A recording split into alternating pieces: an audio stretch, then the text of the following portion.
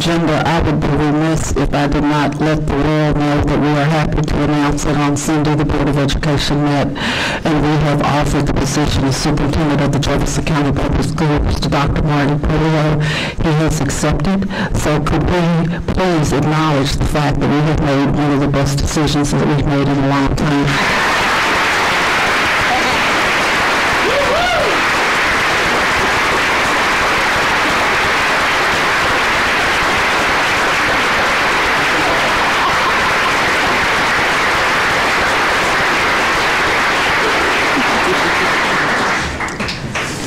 Thank you. Sometimes I get off script because I can.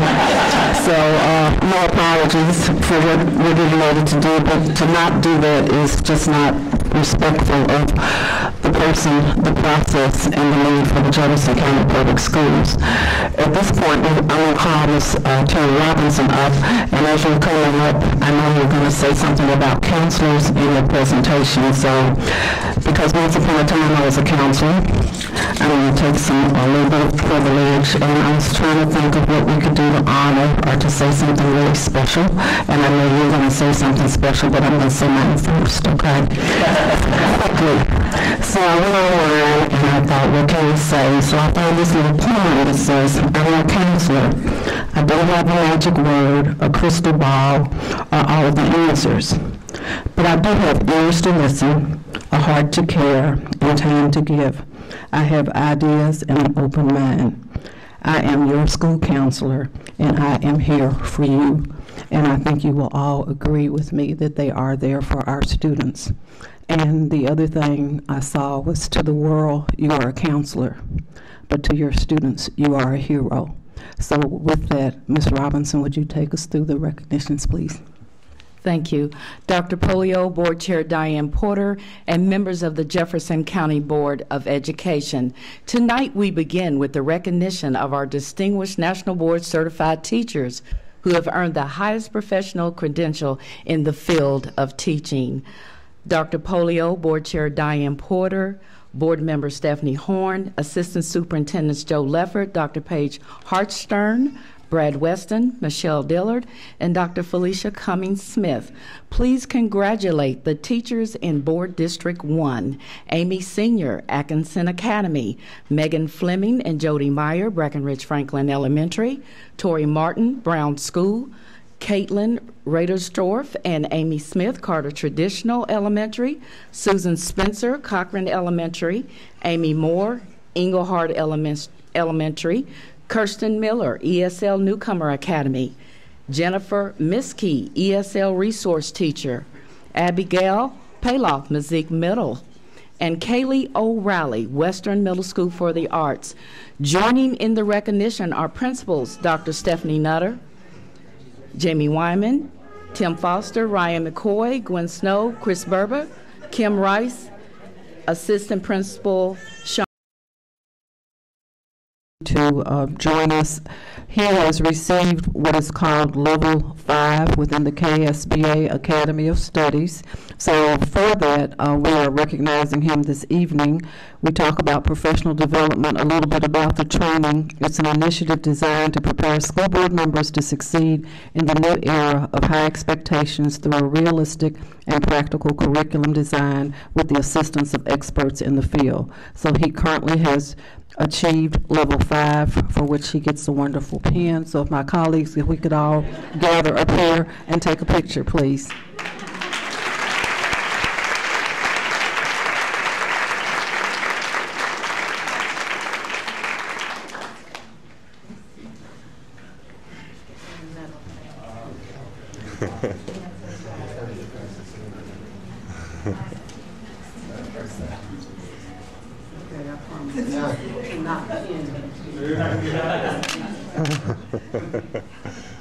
All right. Yeah, just hold it right here. Okay. All right. Here we go. 1, 2, 3. All right. Congratulations. Thank you.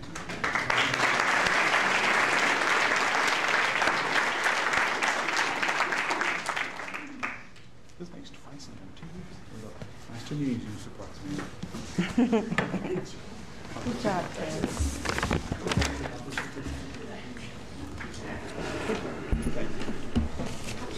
Oh, there's a certificate. I'm sorry, I forgot your certificate. He gets a certificate.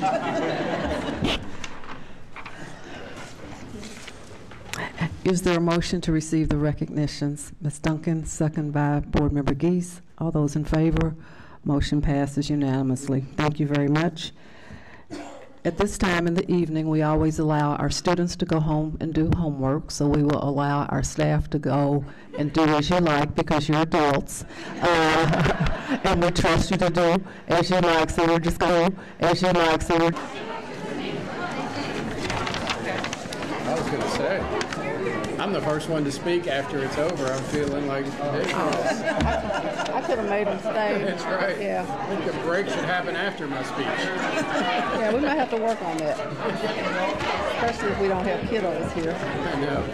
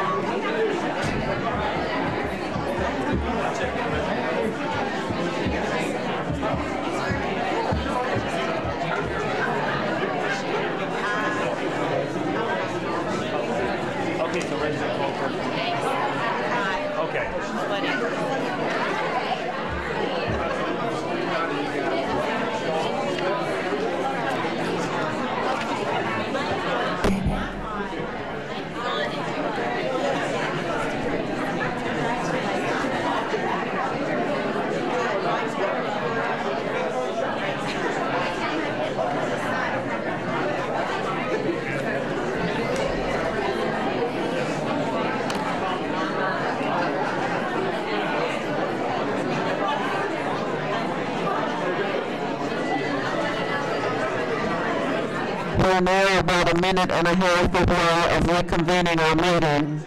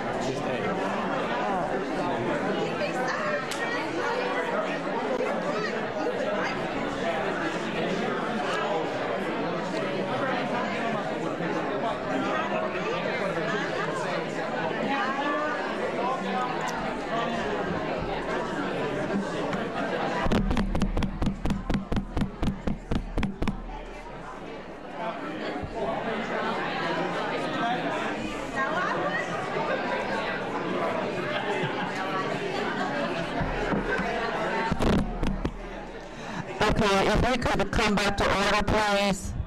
I would appreciate it very much. Thank you so much.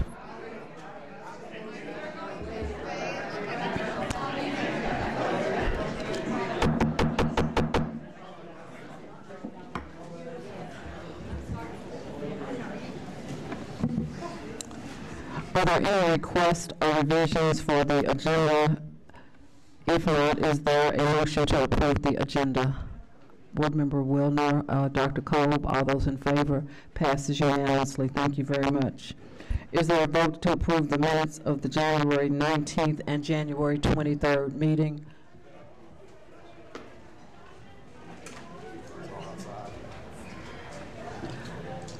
Mr. Brady, and seconded by Ms. Horn. All those in favor, motion passes unanimously. Thank you very much. And next time I will do better and not let people leave before we have the superintendent's report. At this time, Dr. Polio, my sincere apologies. It's all right. I'm not going to let it hurt my feelings that everybody left when it was time for me to speak. So thank you very much. This being my first official board meeting as superintendent, it's not lost on me that the standing ovation, which I greatly appreciate. Probably the only other time we give a standing ovation is when the superintendent is on the way out. So let's hope that's a little while before I get my next standing ovation. First of all, I just want to take a second. I've heard way too much about me over the past 48 hours. So I do not want to take time talking about that, but I do want to take a second, as you all thanked me and recognized me. I want to thank our 7 board members for taking the opportunity once again to first hire me as acting superintendent and then hire me as superintendent. We've done a lot of great work together, and I think we will continue to do great work together. We've come together a lot. We've done some very good stuff over the course of the first 3/5 of the year, and it is my belief we're going to do great things together. So I just want to take some time to thank you for that, and I'm honored to be here in this seat and moving forward, but most importantly, it's that we get to work. It is time to get to work, and I've appreciated the celebration over the past 2 days, but I do believe it's time to work. It's a great opportunity over the first 7 or 8 months of this. A lot of the talk about what we're going to do has had the big if next to it, and we've had to keep that in mind, but now we don't have that, and so it is really time to make sure we get to work and do the work assertively that we need to do to improve this district. That's what we plan to do as a team, and we have already started that process. So as you know, I always speak about the 3 focus areas: improving climate and culture, increasing student learning, and improving organizational coherence. And so as my first board meeting as as a superintendent, excuse me, it's no longer that, I want to detail really 3 major initiatives that are going to take place over the next several months prior to July 1st that I believe is going to revolutionize the work that we do across JCPS. You know about them all, but it is time to really put these in overdrive and make sure that the next 4 months that we as a staff and management and board knows that these things will be coming forward to you that will greatly change our district and move us forward into the future. So, and all 3 of these will impact all 3 areas, so it's very difficult for me to focus in and match one with each of them because they will impact all 3 areas. So our first is going to be a review and update of Vision 2020. So, you know, as the board adopted Vision 2020 a couple years ago, and we still, although we are in 2018 now, and I am confident and believe that in the past 7 or 8 months we have done more to move Vision 2020 forward than the previous 2 years has, so I'm very proud of that work. But we do have significant work to do on Vision 2020. It is not completed. We still have the rest of this year. We have 18-19, we have 19-20 and part of 2021. So at least 2.5, close to 3 years left of this plan to accomplish our goals. And so we want to really take a look at the goals, the benchmarks, the measures, and more than anything, we want this to be a strategic plan, how we are going to move forward over the next 2.5 years to completely change this district in many positive ways. So I want to say, first of all, I think the strategic plan is an excellent document, and it laid the foundation for a lot of the work that we have done around deeper learning, and it is impacting schools right now. But we need to have the strategic plan in Vision 2020 to detail exactly how we are going to accomplish the goals that you laid forward, not changing the framework, but really taking a look at the strategies of how we're going to meet those, the benchmarks, how we know we're going to get there, so that when we get to December 2020, we know exactly what we are going to do as a district between now and 2020, and exactly what indicators are going to show us that we're going to be successful throughout this plan. We're going to be very assertive about this plan for district-wide improvement for every school and for every classroom. So in the next several months, we are going to take on the process of reviewing and updating it. We call it a Vision 2020 2.0. We will be bringing that to you. We plan on bringing that by June 1st, and we'll really detail the roadmap about how we are going to improve. But more than anything, we want Vision 2020 not just to be a document that sits on the shelf or that we pull out from time to time, but it is something that we live and speak about at all times, and everyone in management knows very intimately. So that is going to be a plan that we are going to own and bring to you in the near future and begin a process of evaluating that and moving forward. Second of all, as you know, we are going to have a significant reorganization of central office that is going to be very aggressive. And many of the conversations I've had with you over the past 7 or 8 months, you've identified some of the things that we need to do. Last week, we had 2 weeks ago, the Council of Great City Schools come in and do a 3-day review of our organizational structure. They're going to present a plan to us in the next 2 to 3 weeks that are going to identify how we need to establish our structure to better reflect some of the model districts, urban districts across the country, and we want to model those best practice districts, some of the things that we might be missing to provide support and oversight to schools. Most importantly, we want everybody to know we will review every position to make sure that they support schools and they support teaching and learning and support and make sure that we are doing what we need to do as a district to improve those 3 areas that we talk about every single day. And if they don't, we'll make significant changes to those. So we plan on bringing those to you late May or early June. We might bring some earlier than that, but significant restructuring will occur so that on July 1st, we will have a new structure in place to better support our schools and student learning. And finally, we've talked about this a great deal, but now we are going to aggressively move forward with the development and establishment of the backpack of skills along a continuum for all JCPS levels and schools. We want this to be a major part of 2020. So this is the work that you will see detailed in Vision 2020 about how we will make sure every student in every classroom in every school is impacted by the type of learning that you all have charged us to do, which is deeper learning in the classroom, and we want to make sure it's for every school. We want to track readiness of our students, from kindergarten readiness to middle school readiness to high school readiness and finally college readiness, and we're going to develop that backpack using MAP assessment and our success skills to ensure that every single student is ready for the next grade and the transition to the next level, and we are going to implement professional development strategies and assessment along the way to make sure that's happened.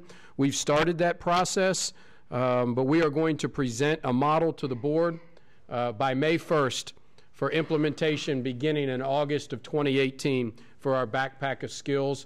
As you know, I presented to the House Education Committee a week ago from today about this backpack of skills. We believe it is going to revolutionize our district and the learning that happens in every classroom, and I'm convinced we will be a model district for this type of learning. So excited about that work. It is going to be tough and challenging work for our team over the next several months, the next 4 months, to make sure we review and evaluate Vision 2020 and bring changes to you, reorganize our central office, and launch this backpack of skills. So you can see very assertive measures are in the pipeline, ready to go. We're going to be working every day on those so that on July 1, we see a very different district than we do today. Let me reiterate, we have great people here, very proud of the teachers, the principals, the central office staff, the employees, classified we have throughout all of our district. These 3 initiatives will get us all moving in the same direction and I think help us accomplish great tasks. So we look forward to that work. It's going to be a lot of work and time. We look forward to bringing it to you in the next several months. Thank you. Thank you, Dr. Polio. At this time, we're going to move on to the speakers that are here for the evening, and our first item is to listen to speakers who are here to address the board regarding action, information, or consent items, and we have 1 speaker for that. Before I start calling the speakers up, there's a little narrative that I need to read so that everybody's clear on what our very high expectations are for our speakers. In accordance with board policy 01421, the board expects that persons who have signed up to address the board will limit their remarks to the subject that they have listed at the time they signed up, that their presentation will not include any defamatory or abusive remarks about that subject, and that they will present their remarks in a manner that is consistent with the orderly conduct of the meeting. Also, in accordance with board policy, the board reserves the right to limit, extend, or terminate discussion on any subject. Speakers before the entire board are not allowed to use props, displays, or any other objects during the presentations. Informational handouts, however, may be given to the Assistant Secretary, Angie Gilpin, for distribution prior to or following the meeting. Each speaker is allowed 3 minutes to address the board and may not share these minutes with any other speaker. At the end of 2.5 minutes, a bell will sound once. You will then have 30 seconds to finish your statement. At the end of 3 minutes, the bell will sound twice, indicating that your time is up. The superintendent will look into a speaker's issues and, if necessary, represent the board in following up or to recommend action to the board. The full board policy concerning public participation in open meetings is available for viewing on our website and on our sign-in sheet. Having said that, our first speaker this evening is Ms. Judith Bradley. Ms. Judith Bradley, and you are here to talk about the agenda item, which is the acceptance of progress report on the corrective action plans to address KDE management audit findings. Thank you, Ms. Bradley, for being here. Thank you. First of all, as a JCPS parent, graduate, and also as an advocate for free public schools and education for every student, I want to thank you, Dr. Polio, and board members. I know I'm not alone in this room being more than ready to support you in moving forward with resolve, and I hope the willingness to be a bit unreasonable. The reasonable person adapts himself to the world. The unreasonable one insists on adapting the world to himself. Therefore, all progress, according to my Wagner High School English teacher way back when, who was paraphrasing George Bernard Shaw at the time, all progress depends, ladies, on the unreasonable woman. The steps you've taken so far to address the first round of the audit have been swift and decisive. They seem perfectly reasonable. Dr. Polio, however, you've made a much welcomed commitment to address climate and culture. I am concerned that the action steps being taken are unlikely to result in significant change to a culture in which students with disabilities all too often are an afterthought. Our ECE students, from my perspective, have received more attention from this audit than they typically do in conversations of access, equity, and inclusion. And I look forward to your restructuring of organization and hoping that that will be one of the considerations. What steps are being taken to address the students who've been impacted by the issues that the audit has identified? These are systemic problems which require bold leadership to resolve. They're the issues that don't make headlines, but they could. What if we charted a course that was unreasonable? Imagine that every single policy, every practice, every discussion required posing the question, how can we include our ECE students? How will this impact them? Imagine that the purpose of ECE became assisting school leadership in creating a culture of inclusion for all students and supporting all educators in individualizing all education plans as much as possible based on individual needs. Unreasonable. My son Jack is checking out colleges right now. You know what his first question is to the disability office? It's not what can you do for me, it's what can you do to support, or what are you doing to support your faculty? The experience of ECE students provides a magnifying glass for examining the underlying assumptions at work in the system. If you use it as such, you will have created a culture and climate of inclusion for all students and all educators. KDE's requirements, the regulations, they're a floor. We don't have to wait to innovate. We could just be unreasonable, like Abraham Lincoln and Muhammad Ali. Thank you. Thank you for being here this evening. We will now move on to, we have 9 speakers to address the board regarding non-agenda items. And our first speaker is Wayman Eddings, and he is here to speak to us about parent and community engagement to drive academic achievement. Mr. Eddings, welcome. Thank you for being here tonight. Thank you, Madam Chair.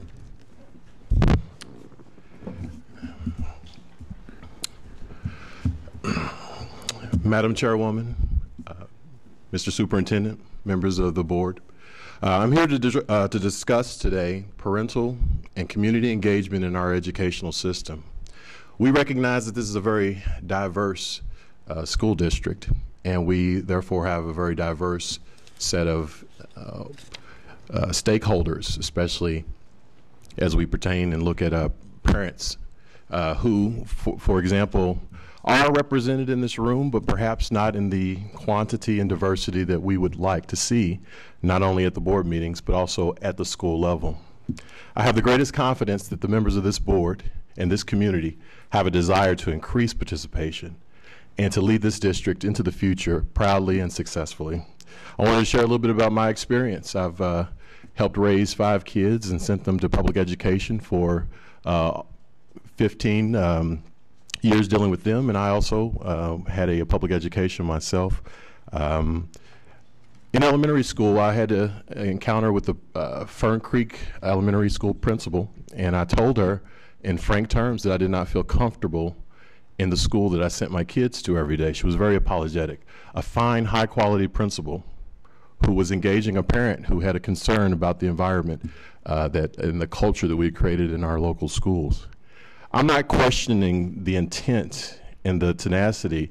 I am, however, challenging each member of this board and in the community as a whole on the results of our intent. I had a conversation that investigated a little bit about how can we engage parents in our schools, and obviously the PTA is a great example. Currently, we have 21,000 members of our local our local 15th district PTA, which has been slightly declining in the last 3 years. I challenge each of you, and you, sir, Mr. Superintendent, to work before July to get those numbers trending positively, setting us up for a higher participation next year, not only on the basis of total number, but especially in our challenged schools and the diversity of members of the PTA.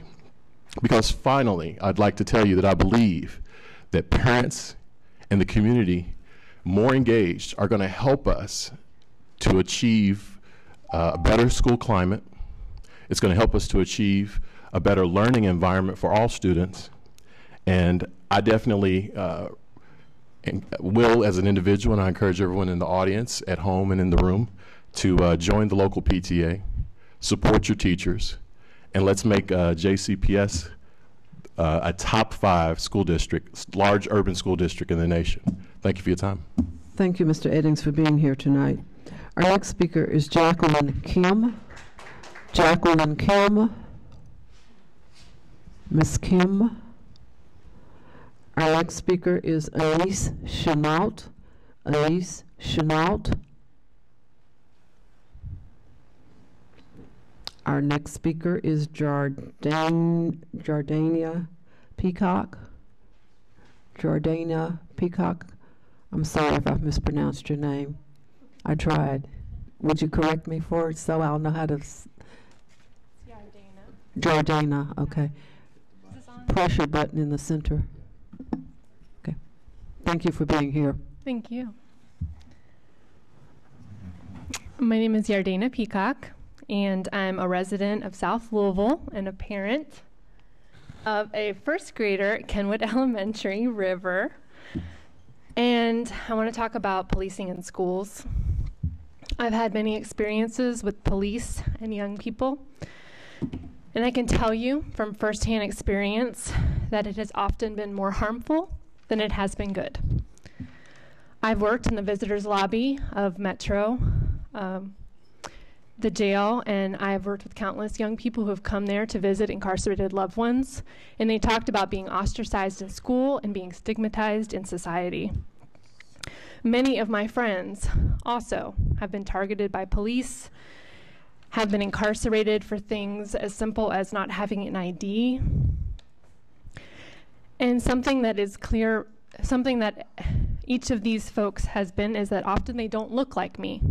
They're often black or brown or poor white folks. And research has shown that policing in schools targets black and brown young people and poor white folks. And I have a white son. And I need for my white son to know black and brown friends in a way that is outside of a context of being criminalized. And I need for other white kids to know that too. I need my white son to know about restorative justice and not about punitive justice.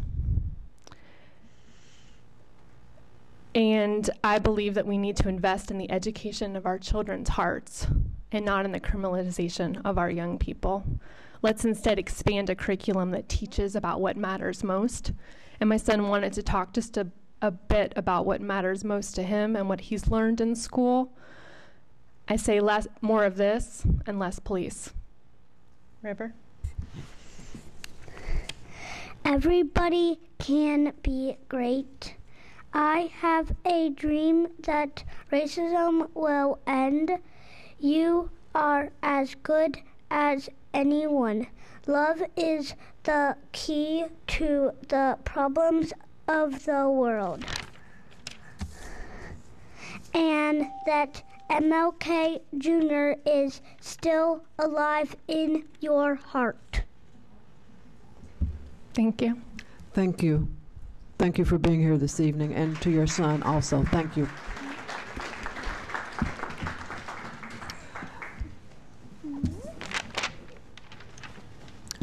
Our next speaker is Clara Ruppminger. Clara Ruppminger. Welcome. Thank you for being here this evening. Thank you for having me.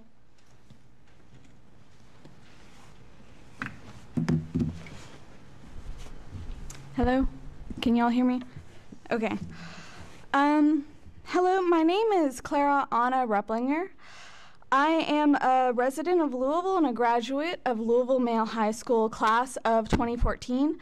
I'm here as a member of Showing Up for Racial Justice in coalition with the Kentucky Alliance, Stand Up Sunday, Black Lives Matter Louisville, Mi Gente, and others calling for the removal of police and school resource officers from the JCPS school system.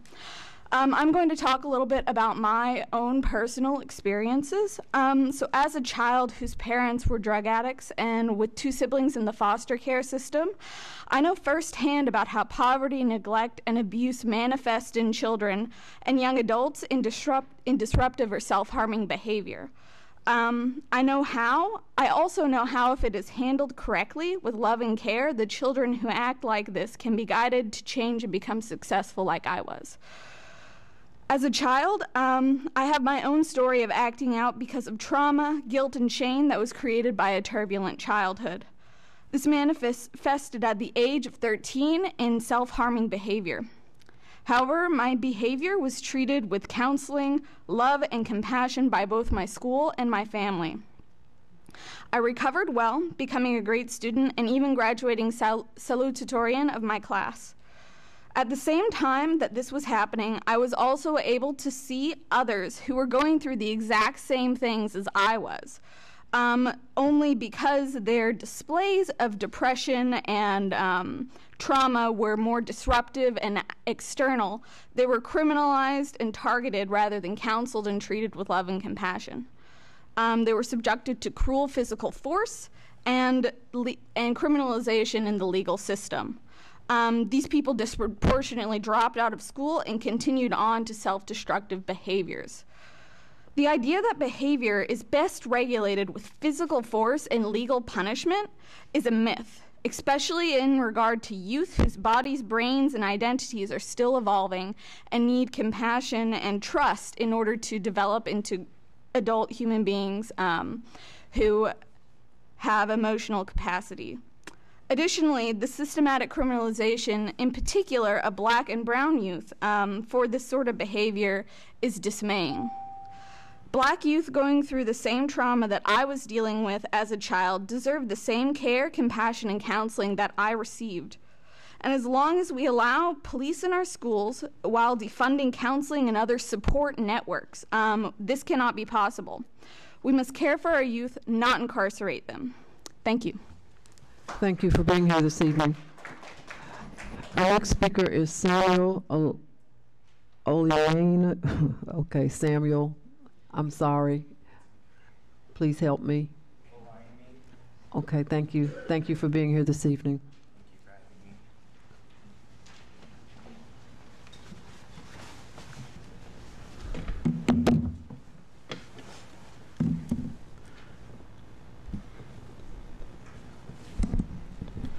Good evening. My name is Sam Olaimi. I've lived in Fern Creek for 16 years with my mom, dad, 2 older sisters, and my niece. I have always attended public schools, starting at Wheeler Elementary for pre-K, Bates Elementary, Newburgh Middle, and now I'm a senior at Central High School, as well as the Wedekind Fellow for the ACLU. I'm here to speak with you today because I want all resource officers, otherwise known as SROs, gone in all schools. Their presence is unnecessary, and all it does is cause harm. I've had 3 years of experience with an SRO in middle school when I attended Newburgh. As an individual, he was great, but his presence in our place of learning created a tense environment. The Jefferson County Sheriff's Office page states that the Student Resource Officer Program is one that will focus on preventing juvenile delinquency, maintain a safe school environment, and provide a positive law enforcement presence in the school community. However, with my experience with the officer, the contrary occurred. Instead of being an inhibitor to juvenile delinquency, he was the opposite, but not necessarily because of his actions, it was simply because of his presence. Students would taunt him, try to get a reaction out of him when walking in the halls or in the lunchroom. It was not unusual for students to fight just to see if he would be able to break it up. It's sad, but true. He was supposed to maintain a safe school environment, but he would not only make it more hostile, but he would only make it more hostile when he yelled. I'm assuming it was a control technique, but it did not make me feel safe. It made me feel threatened and that I was part of an issue, even though I would just be walking to first period from breakfast. Police officers are supposed to provide a positive law enforcement presence, but when LMPD were to show up at our school, they were never greeted with smiles because we knew what they were there for. They were there to take one of our friends away. This is not a statement of blame for that officer, but one to show that the presence of any law enforcement personnel in a learning environment is more damaging than supporting. These issues have not stopped with proof of the Jeffersontown High School incident that occurred last year. These officers' presence can spark and intensify volatile situations and are evidence of a systematic and disproportionate targeting of Black and brown youth. Not because of their actions, but because of the use of excessive force in the actions they take. As a young Black man, I know what pressures are against me, but I ask that these do not follow me in school. I ask that these do not follow those that look like me in school. Please take the SROs away. Thank you. Thank you for being here this evening. Our next speaker is Ms. White. Ms. White. Ms. White. Next speaker is Nicole Coggins. Nicole Coggins. Nicole Coggins. Our last speaker is Ed Hensley. Mr. Hensley, welcome.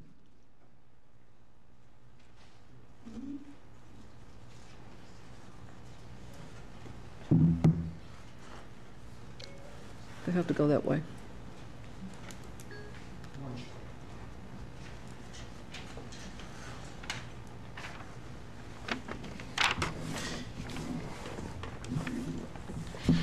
Thank you, Dr. Polio and JCPS board members for this opportunity to speak. I enjoyed meeting you at Ballard High School, and congratulations on being named superintendent. Several of you have seen and heard me before. Some of you have not, so I will reintroduce myself. My name is Ed Hensley. I'm the father of 4 successful JCPS graduates. 2 have gone on to great careers. One is currently at Rice University, the other at the University of Louisville. Software engineer at UPS. I'm a husband, and I'm also certified teacher in Texas and Kentucky, and formerly with the Department of Defense Dependent Schools, but currently a software engineer at UPS for the last 16 years. I am here in my capacity today as the co-organizer for the Kentucky chapter of the Freedom from Religion Foundation and the secretary of the Louisville chapter of Americans United for Separation of Church and State.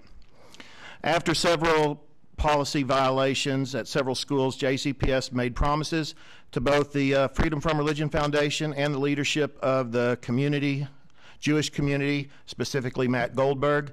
In a letter, JCPS promises that religious activities would be student-initiated, student-led, would follow other criteria, and that members involved would follow all JCPS policies.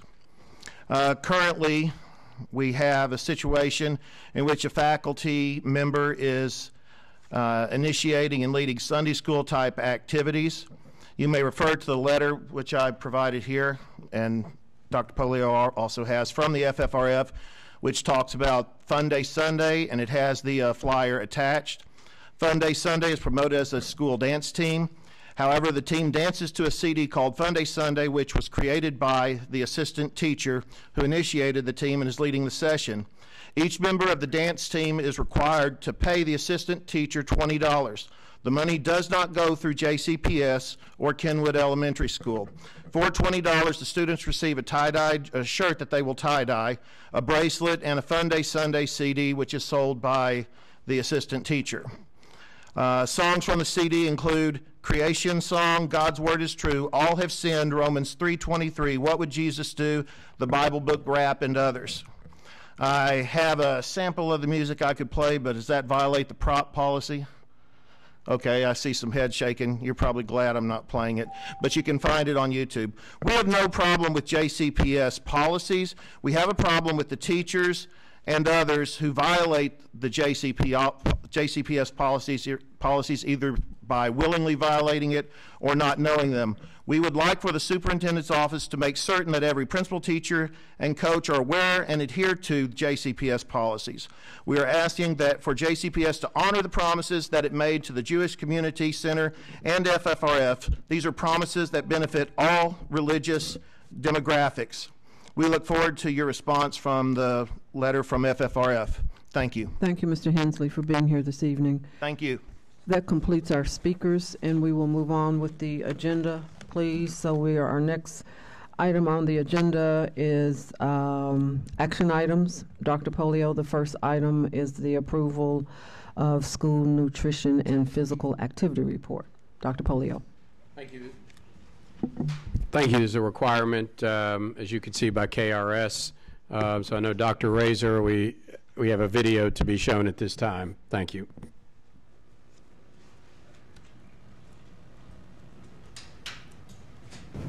Good evening. And welcome to FCTV 6 Evening Edition. Tonight, we have news on the JCPS Annual Nutritional Report. Since 2007, JCPS has given a report on the nutritional and physical activity in the district. The JCPS Coordinated School Health Committee, or CSHC, joins with 3 major field representatives to work on district-wide wellness initiatives. And we have just now received the results of this year's report. Our mobile production unit is live on the scene with our WellSat 2.0 results of our wellness policy. Chaz?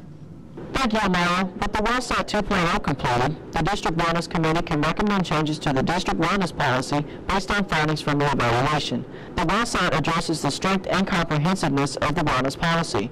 Results showed that JCPS addresses the compliance with the USDA nutrition standards for all food and drink given to students and supports healthy breakfast and lunch within our schools. As well, our policy requires schools to implement a comprehensive physical activity program to keep students active throughout the year. Our policy had many positive reports. There are some room for improvement. The board should consider adding more specific language to ensure that health education is wisely taught each year, and the board should also consider outlining the specifics of how many minutes students should receive for lunch in physical education. These goals are attainable and, with the right attention, achievable. I'm Chaz Cave. Now let's go back into the studio with Amaya. Thanks, Chaz. Not only did our wellness policy get assessed, but the wellness environment of the schools did as well. And the good news is, every school that was required completed the assessment. We have Cash Yergin to report on this great news. Cash? Thanks, Jalen. The Healthy Schools program looks at every school's wellness environment. We were higher than the state or national average in many categories, such as nutrition service, family and community involvement, and nutrition education. While we did very well in these areas, others could use some work and special attention, such as our health and physical education requirements, physical activity and health promotion for the staff, And the HSP recognized many other findings and gave recommendations to fix the weaknesses spotted in our district. With this being our first year using the assessment, we've seen a huge learning curve in schools. There have been some time and technology setbacks, but it's all been worth it at the end. The CHSHC will continue to need support from the district planning and program offices, as well as the Alliance for a Healthier Generation in order to move forward each year. Well, sounds like the new HSP is really setting us in the right direction. Thank you, Cash. So, Jalen, you remember the recommendations that the HSP gave out that Cash just mentioned? Yes, I do. Well, we also gained physical activity recommendations for grades K through 12. And we have Cade Willingham reporting straight from Fern Creek's playground for the story. Cade? Thanks, Amaya. I have a few recommendations to go over that were given us by the HSP. For one, we need to implement the research findings that support the role physical education plays into academics. Students who are physically active tend to have better grades, school attendance, and classroom behaviors, so we need to support keeping our kids physically active while they are in school. 2, do not withhold physical education or activity as a negative consequence for student behavior.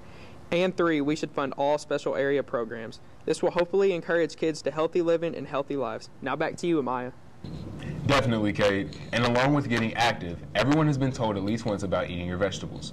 We know that it's important to eat right so that you replenish what you put out. Yes, and every student in JCPS learns the importance of eating right within the classroom, which they'll use for the rest of their life. Nutrition education will be covered in all grades. That's right, Amaya. The best practices are to implement nutrition education at each grade level and in each core subject, like math, science, language arts, and social sciences, and even in electives. These lessons will include recognizing food groups, understanding how to read food labels, and eating more fruits and vegetables, along with many other important lessons. That is one thing to look forward to. Along with teaching students to eat healthier, there are also some recommendations for how food is handled in school from the WellSat and HSP. We have Noelia Mestre and Kelly Cushing in the cafeteria with more than the subject. Noelia? Thank you, Jalen. Recent studies show that only 4% of venues outside of the cafeteria serve fruits and vegetables. Many of those mostly serve unhealthy food like chips, candy, and soda. The HSP recommends that more JCPS staff are educated and aware of Smart Snack foods. Smart Snacks regulates that all kids have healthy access to snacks that promote healthy eating habits. Another fact is 40% of schools reported they do not give food as an award to students. This is discouraged as much as possible for celebrations. Staff should review the best practices for non-food rewards so that food would be used less. Kelly?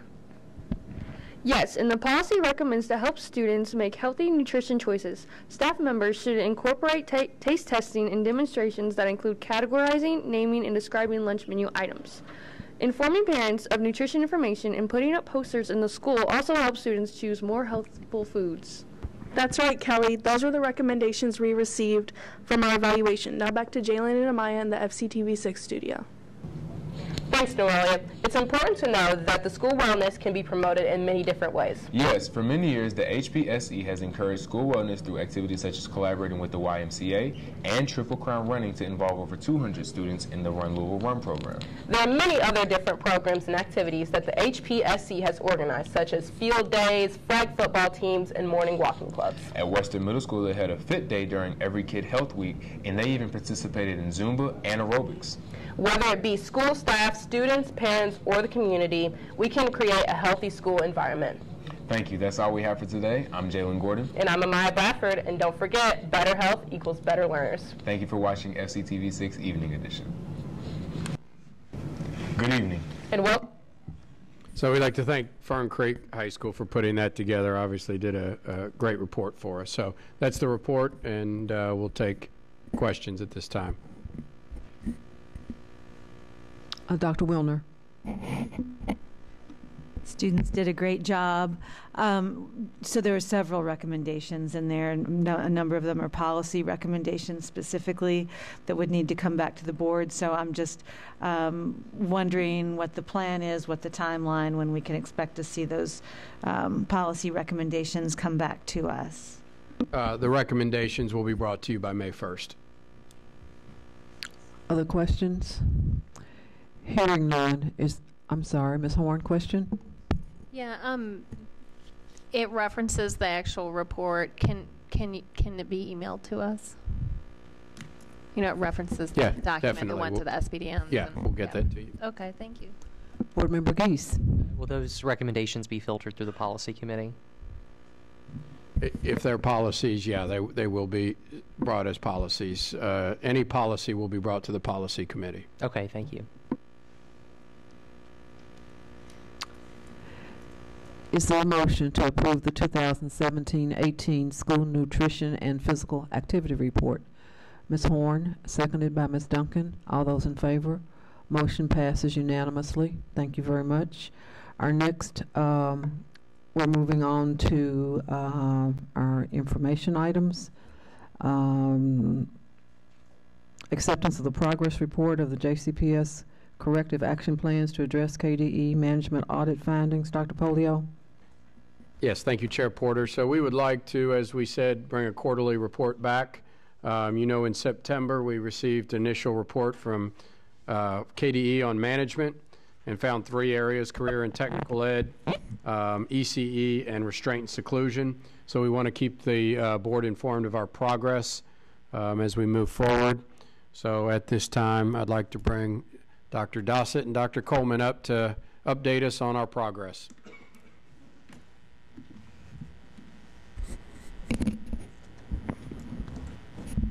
Good evening. We just want to briefly highlight the timeline that we shared last time of where we are, some activities that have been done since the last time we presented in November, summarize the improvement strategies that we're implementing with this corrective action plan, and highlight a few of the major activities in each of the areas.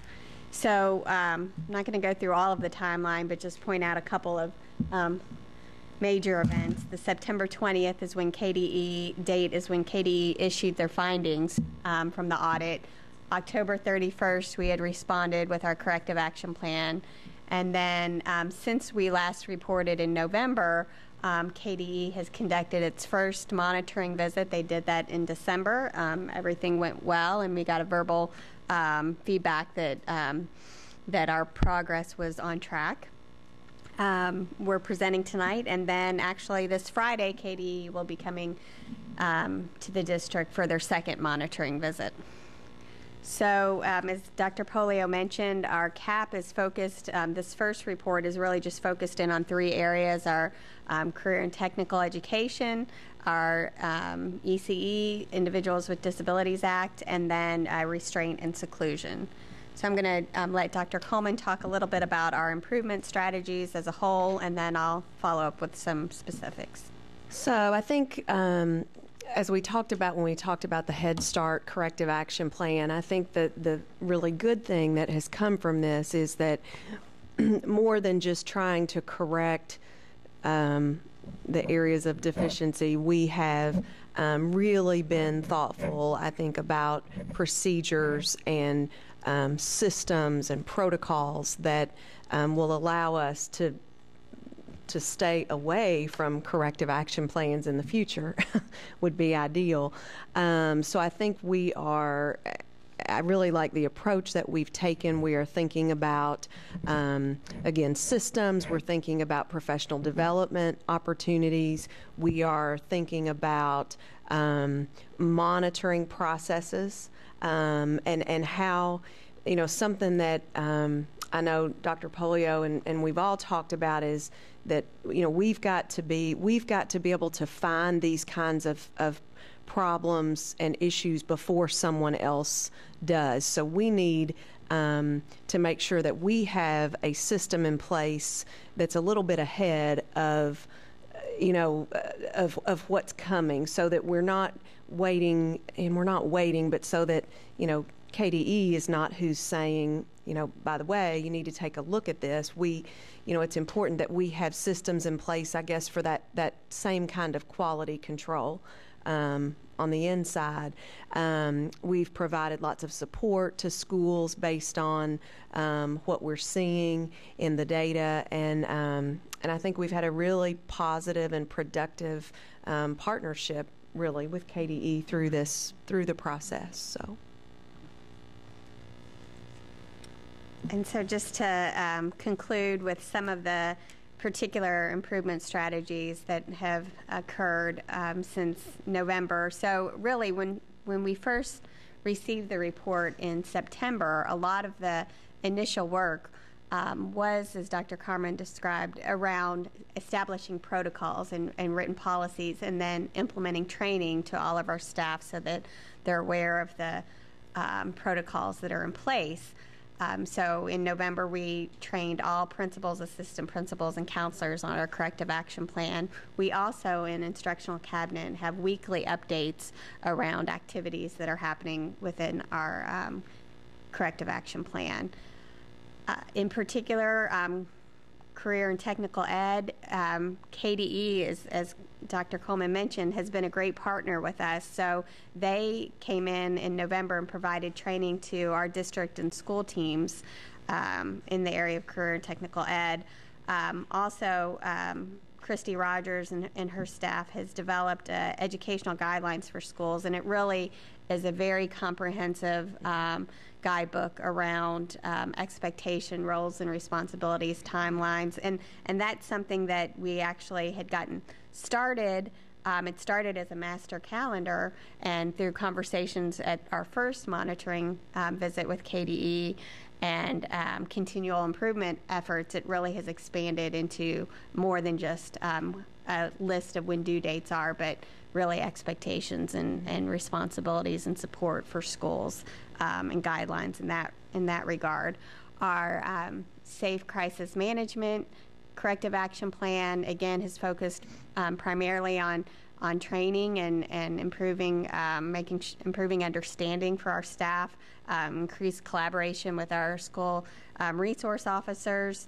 That team, under the guidance from Dr. Zeitz, has really established weekly reviews of data as well as quarterly reviews on data patterns as well. Also, as part actually of moving into the IDEA corrective action plan, Dr. Zeitz has started the hiring process for the MTSS staff and really expanding that support in our schools.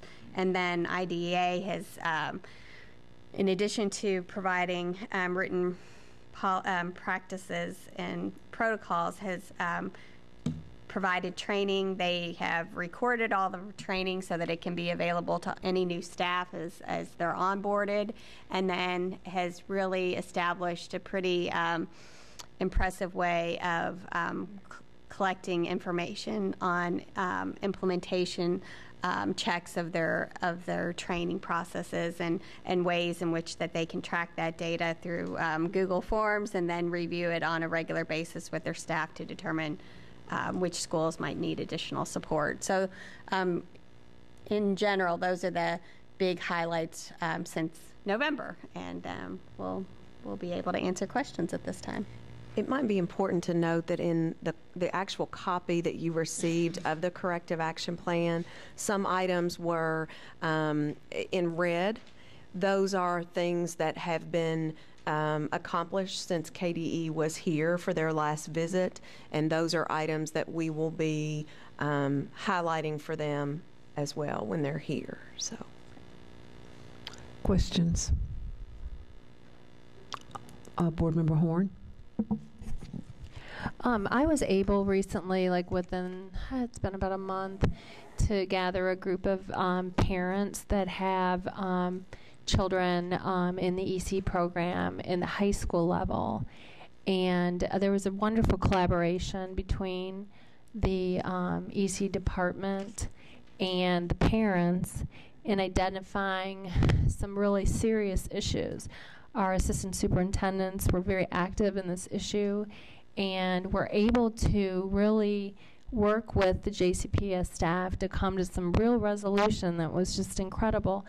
I saw it as a really interesting way to solve problems and to identify issues. And I wonder, what are we doing, because of this, it's so important. We have to get this right. How are we engaging our parents to get that feedback of kind of the reality on the ground as we try to really make, transform this very, very important area within JCPS? So I think that was as you mentioned, a really good model that we could take a look at. That was I wouldn't say it's an isolated issue, but it was focused on a particular topic. And so one of the areas that is identified in the corrective action plan for IDEA is parent engagement and parent involvement. And so that's something that I think initially the work has really been around making sure that we've strengthened our staff understanding and training for our staff. But the next quarter, I think, we'll move into how do we strengthen our engagement processes with parents.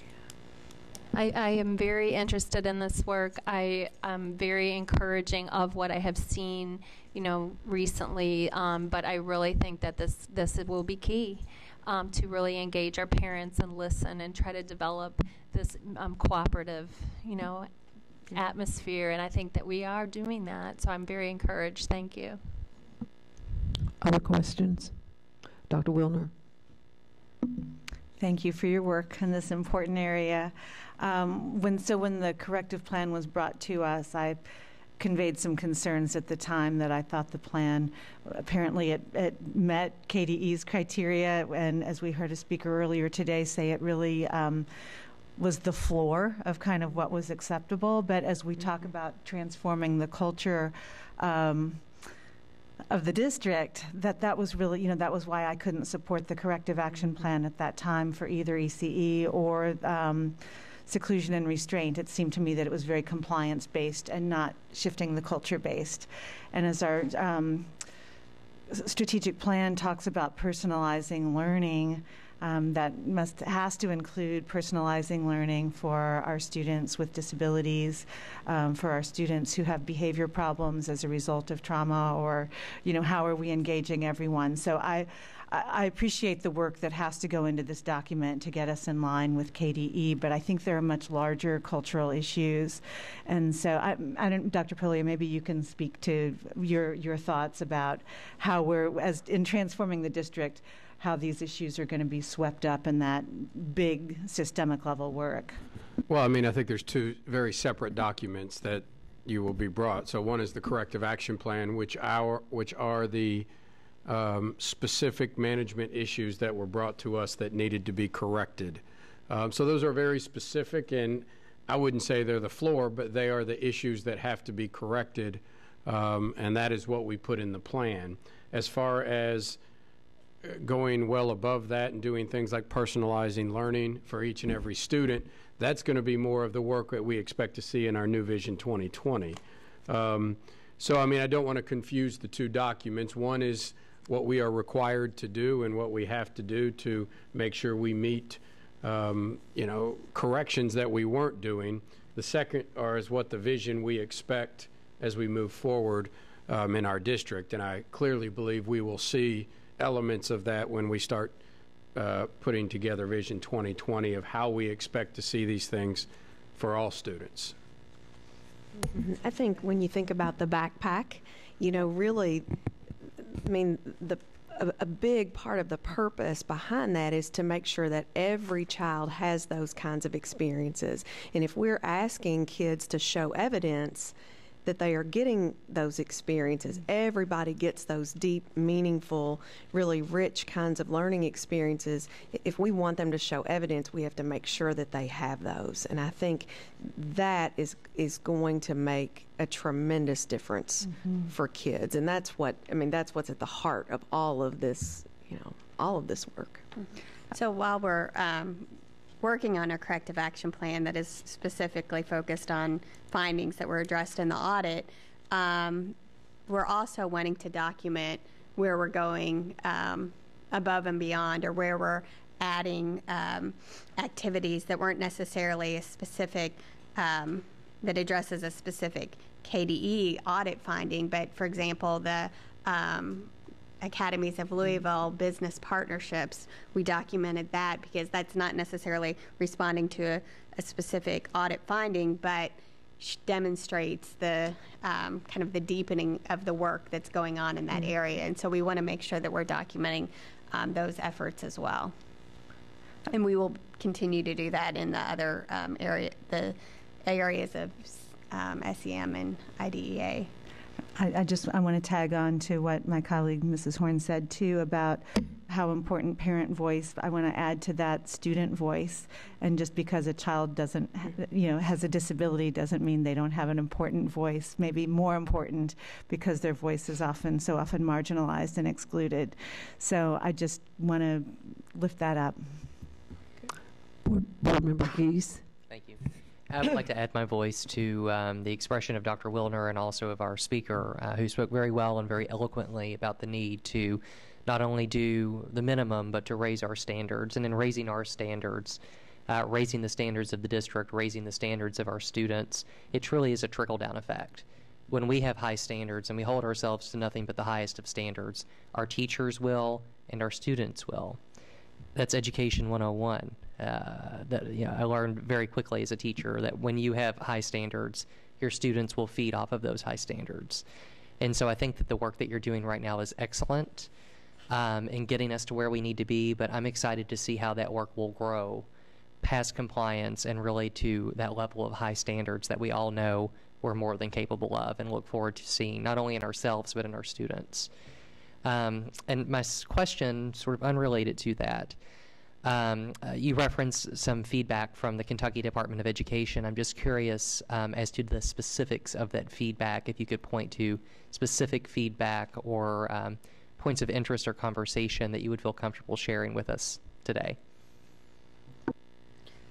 From the December meeting, what we actually went line by line through every single action that we had written and opened up the evidence documenting where we were in that process. And really, I think the feedback from KDE team at the time was that we had made quite a bit of progress from the September 20th letter to where we were in December. But really, it was a great conversation, a lot of good feedback. So the example of look at your master timeline for CTE. Okay, how can we expand that to make it clear whose roles and what the roles and responsibilities are for every person that's involved with that process. So a lot of just kind of questioning strategies as to have you considered particular areas for improvement, and that's what I expect that we'll see on Friday as well as ways to strengthen. And again, some of that other feedback was really around how can we help. So in the area of CTE, they sent us a SQL query that we're able to use to kind of track and document our course alignments. They came in and offered to provide training. So feedback in terms of training support, it's been very helpful as well. And I felt like, I think back to the meeting around the SCM cap, when I feel like there are some processes that we've been able to put into place that they, I think they will become recommended approaches to some of these things for others. I mean, I feel like that they've been really pleased with the quality. I was afraid they were going to offer some of our staff jobs on the spot in one day, and so it has been a really great effort on the part of everyone. And the SCM one in particular, they were very interested in what our data review process looks like. So we invited them. We sent them a list of here's the dates. Come anytime that we're reviewing information, and so we made that offer available to them. Board Member Duncan. No. One of the areas, the report is very general, and I know you have to be general because we're talking about systems and all, but some of the specifics, are we seeing improvement in the area of disproportionate discipline for special needs kids? I mean, did you get any feedback from there, or are we presenting anything that shows that some of our efforts are paying off in that we are being able to not have that degree of discipline attributed to that group? Right. So at this point in the process, we haven't reviewed that type of data with KDE. We're really just kind of honing in our implementation and training practices. So I imagine that will come during another monitoring visit when we want to look at, okay, what do our outcomes look like? So now that we've put this training in place, these clear protocols and processes in place, are we seeing changes in our referrals? And so I think part of that will take a little bit of time to see that implementation be put into effect before we would see changes in those kind of outcomes. They've not asked to see any of that stuff at this point, right? No, not at this point. All right. Board Member Geese? Just one final question. When will we see a definitive report from the Kentucky Department of Education, or a culminating report on your work? I will mark that down as something to ask them on Friday. So we have not received any written documentation from them other than after the first initial submission of our corrective action plan. We received a letter from the commissioner saying that, yes, kind of go forth and implement this corrective action plan. But we'll be sure to raise that in our meeting with them on Friday. Okay, thank you. I appreciate that. We're on a kind of a quarter-by-quarter basis, it seems. So we're I understand. Moving forward and keep improving, hopefully, and get feedback. So we'll see when that comes. Okay, thank you. I just have one comment, not necessarily a question. As we talk about moving forward, thank you for all the work that we're doing. One of the things that I continue to hear when I see things like hiring MTSS staff and looking at school teams, those kinds of things, I continue to be questioned about the diversity of the staff that we're putting before our students, because they all deserve to see a staff that is inclusive of the population that we serve, that may have nothing to do with the corrective action plan, but to not say something about that at this time, I think would be, I'm not comfortable with it. I feel that it needs to be mentioned. We continue to talk about it, but when folks come to me and say we do not have any role models for our students for some of the things that we're doing, we need to consciously work to do better with that. So I just would like to go on record, and I don't expect an answer, but I think Dr. Polio is getting ready to tell me something. Well, I was just going to say at this point, we've just really established the process of Ashley Duncan, our minority hiring specialist, where she's only been on 5 weeks, I think, on the job, but really working to make sure she's involved in every single one of these hires to ensure equity is a consideration in everything that we do. And we're moving forward daily on that in our diversity, equity, and poverty division. And I think she will definitely have her eye on that as we move forward. Okay. I kind of knew a little bit of that, but I wanted you to tell the rest of the world so that they are aware that we are paying attention and trying to do things better and moving along strategically. If there are no other questions at this time, I would like to entertain a motion to receive the progress report of the JCPS corrective action plans. Motion by Dr. Wilner, seconded by Ms. Horn. All those in favor? Motion passes unanimous. Thank you, ladies, for being here and giving us the update. Just stay there, Dr. Coleman. Save you the energy. Follow directions. Right back down. Dr. Polio is going to introduce to us the Bellarmine Literacy Project update. Dr. Polio. Thank you. We wanted to give a update on the Bellarmine Literacy Project. It's in the 4th year of implementation.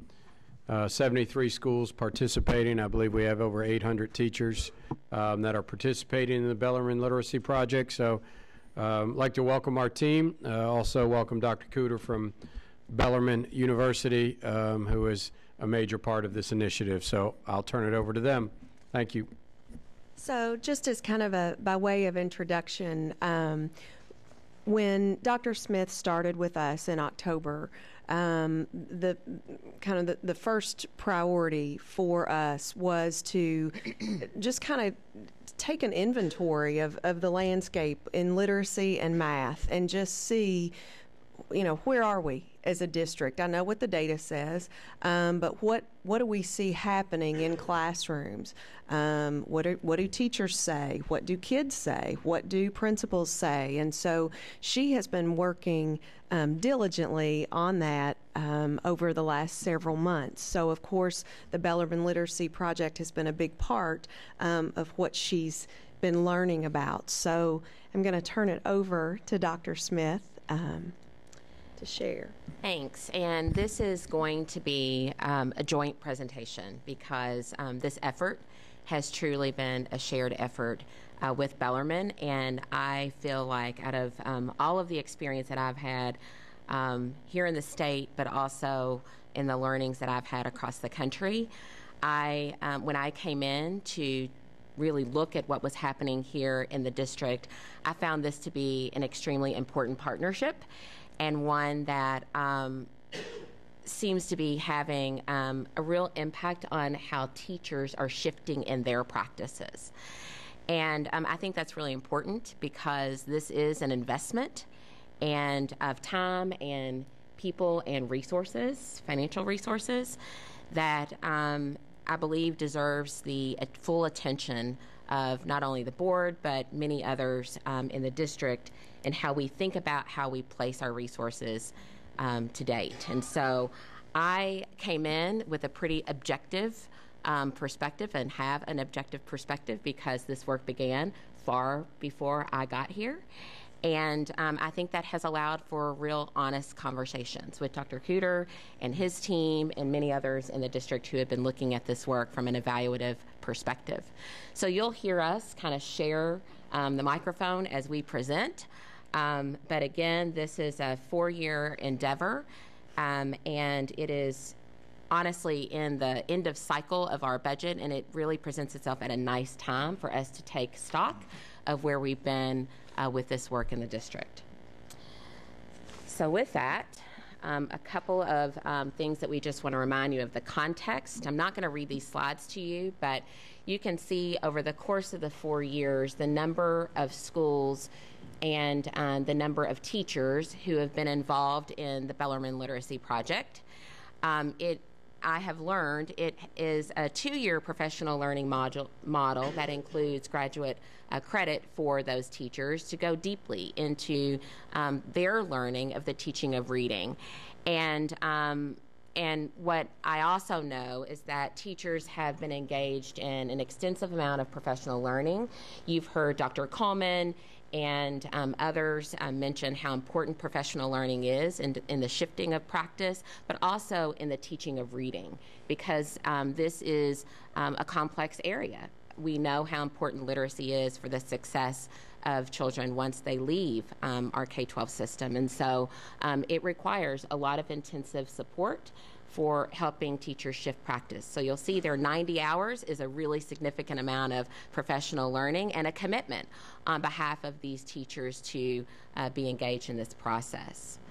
The other thing that you'll notice here is the attrition rates, and Dr. Cooter and I have shared a little bit of back and forth about the model itself, and so I want to give you just a few minutes just to say a little bit more about the model, and then we'll continue.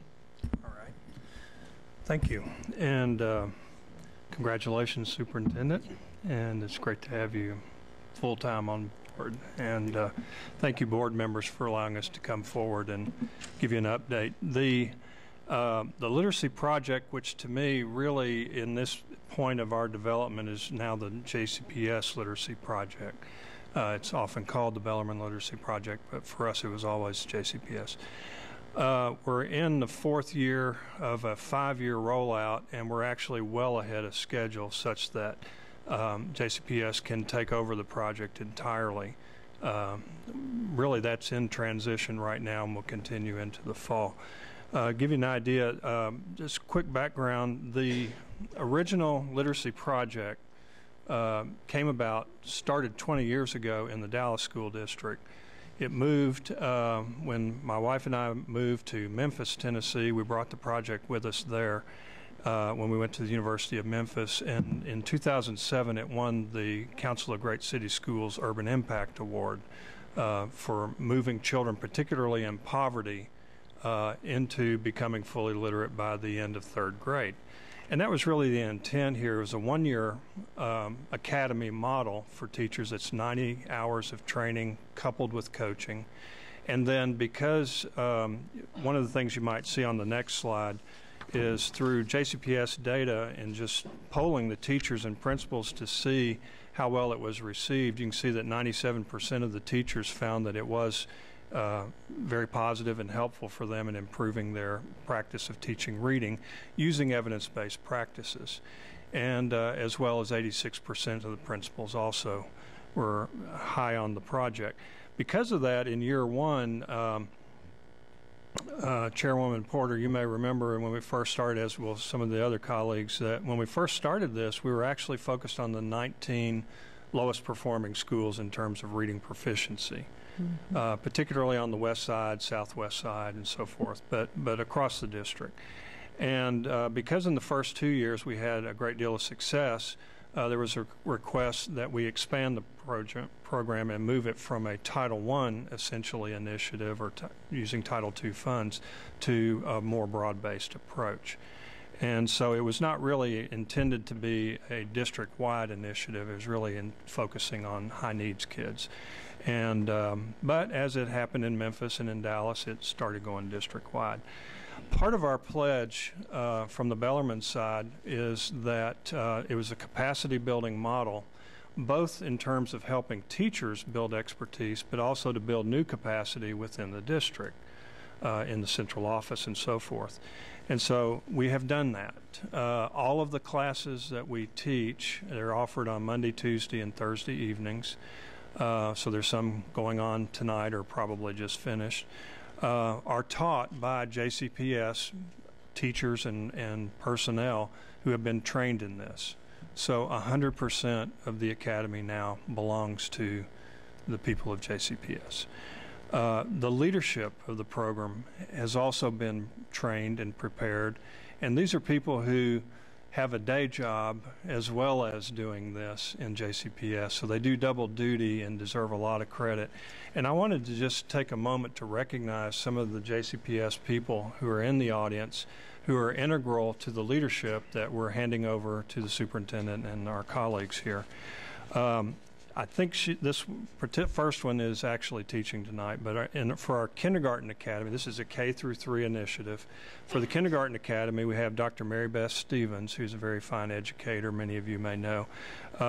Working alongside her from the Bellarmine side has been, I get to introduce my wife, Dr. Kathy Cooter, many of you may know. I'll ask her to stand back there. In the year 1 program, which was the basic fundamental literacy project program, the year 1, remember year 2 was kind of an add-on by popular request by the teachers. We have Livonia Jones, Maury McGinnis, and Krista Lindquist in the audience. Would you all stand? Yeah, you have to stand up and be what? Yeah. And then year 2 we have Mary Morgan, who handles that and online. And by the way, we have made all these modules available online so that we can be more convenient. And then leading the literacy coaches themselves is Emily Mentier from Hawthorne. So that's a quick overview of the program. So I could also mention we have our new dean. I've stepped down as dean back in the fall, and we have Dr. Elizabeth Dinkins here. I got to mention my boss. Yeah. Back there, and also Grant Smith, Dr. Grant Smith, who is our lead researcher on board, who works in collaboration with folks here. Great. And so a couple of things that we want to make sure that we highlight for you are some of the strengths. As Dr. Cooter mentioned, teachers overwhelmingly feel like they got some support. I will add that at times when there is nothing, something is there to provide that support, and I think that is an overwhelming reason why teachers are responsive to it. When you get intentional support, it matters in the classroom. So they appreciate that the work is research-based and solid, and they can transfer that immediately to practical strategies. Principals also provided quite a bit of support to teachers, and we want to acknowledge that when shifts happen in buildings school-wide, it takes the leader to be a champion for that work, and so that is also important. Some of the things that we wanted to highlight, though, as areas of concern is teachers also know that that type of support can vary in relationship to school-wide effort, and because there are many initiatives that occur at one time and hit the building at one time, that is something difficult to balance.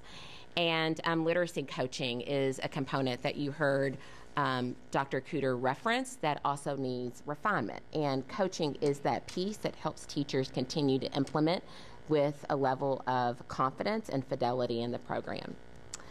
So next, because of the efforts related to implementation and with any major initiatives, and you heard Dr. Cooter reference the spread and scale that moved at a pace that was pretty fast, you can bump into some implementation challenges. And so Florence is going to highlight some of those in the next couple of slides. Thank you. So on the slide, you will see the framework for implementation levels, and these are based on basically a saturation approach to looking at how many teachers K through 3 were trained in the Bellarmine framework. And so a low level was defined as up to 40%, a moderate between 40 and 70, and high level 70 or above. And as Felicia said, we do see that range.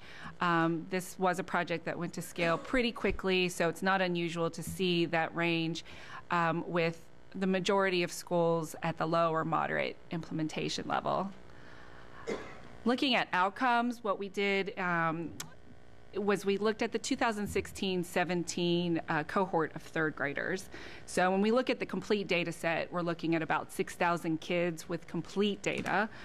And we controlled for everything you can think of. We controlled for where they went to school. So this is it's a nested model where, some kids, just because they're in the same school, will have similar variables and characteristics. So you have to control for that. So we control for the school they went to, their attendance rate at the school, race, free reduced lunch, English language learners, ECE, what cohort they came into the Bellarmine literacy, and then added their experience actually having a Bellarmine literacy trained teacher. And what we found was that there was a statistically significant impact if the students had at least 2 years of a Bellarmine literacy teacher. We did not see an impact if they had only 1 year. So it had to be a multi-year exposure to see the impact. The effect size was 0.13, which is in education research not that high. When you look at the actual context, on average, a student who had 2 years of a Bellarmine literacy teacher had a 3 scale score point increase in reading achievement in third grade. And what that means is if you actually look at those performance levels, novice, apprentice, proficient, distinguished, there's about 15 to 19 point scale score differences between those levels.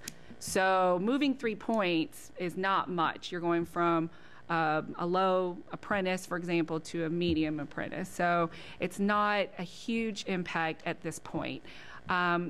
It will be interesting to look at this year's data. This year's data will be the first cohort of kids that potentially could have had a Bellarmine teacher from kindergarten through third.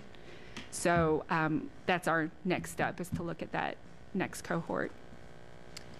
So just to draw some conclusions, we felt like the perception data was positive for this work.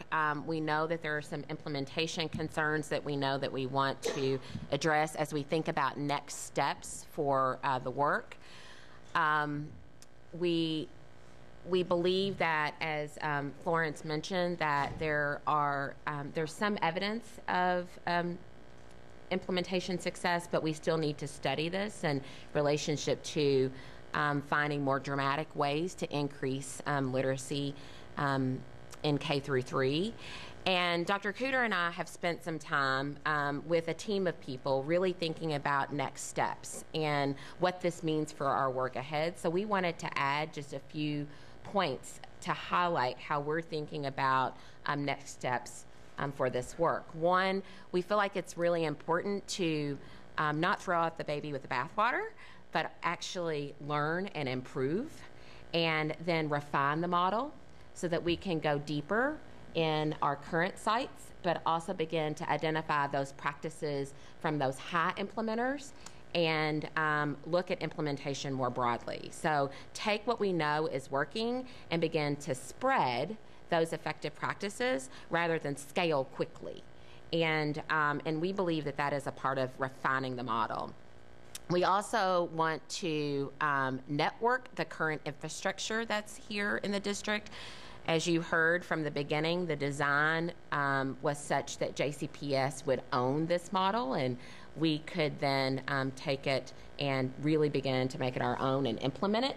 And so that is a part of what we'll do next. I have not yet had the opportunity to meet with the full network of teachers that have been engaged, but it is on my list of things to do fairly soon so that we can begin to use those lessons learned from the network and apply that work forward.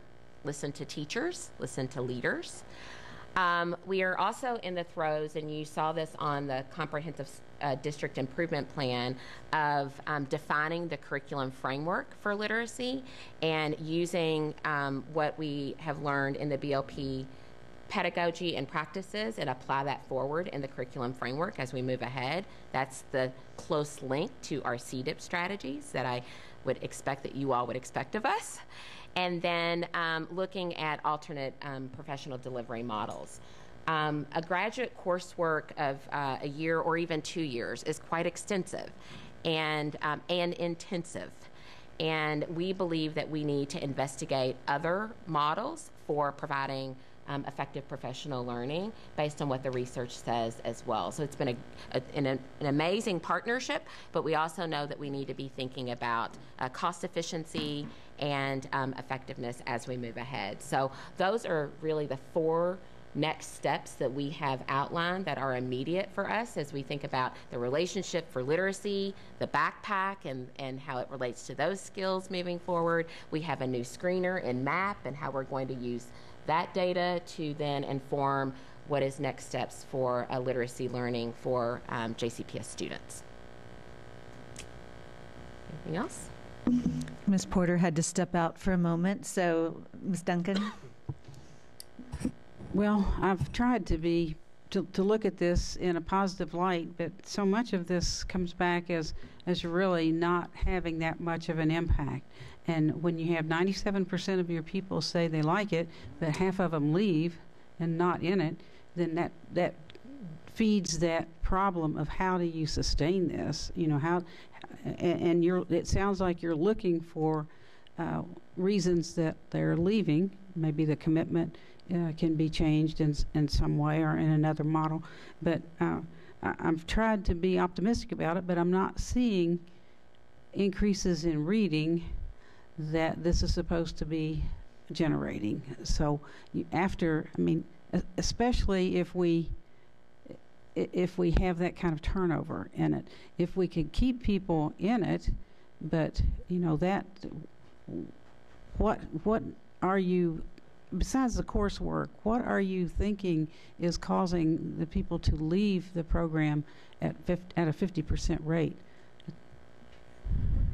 I think one thing that's important to consider, I think your observations are really important. And I think one thing to consider is that the schools that were targeted, especially initially, were schools that are maybe the most challenged.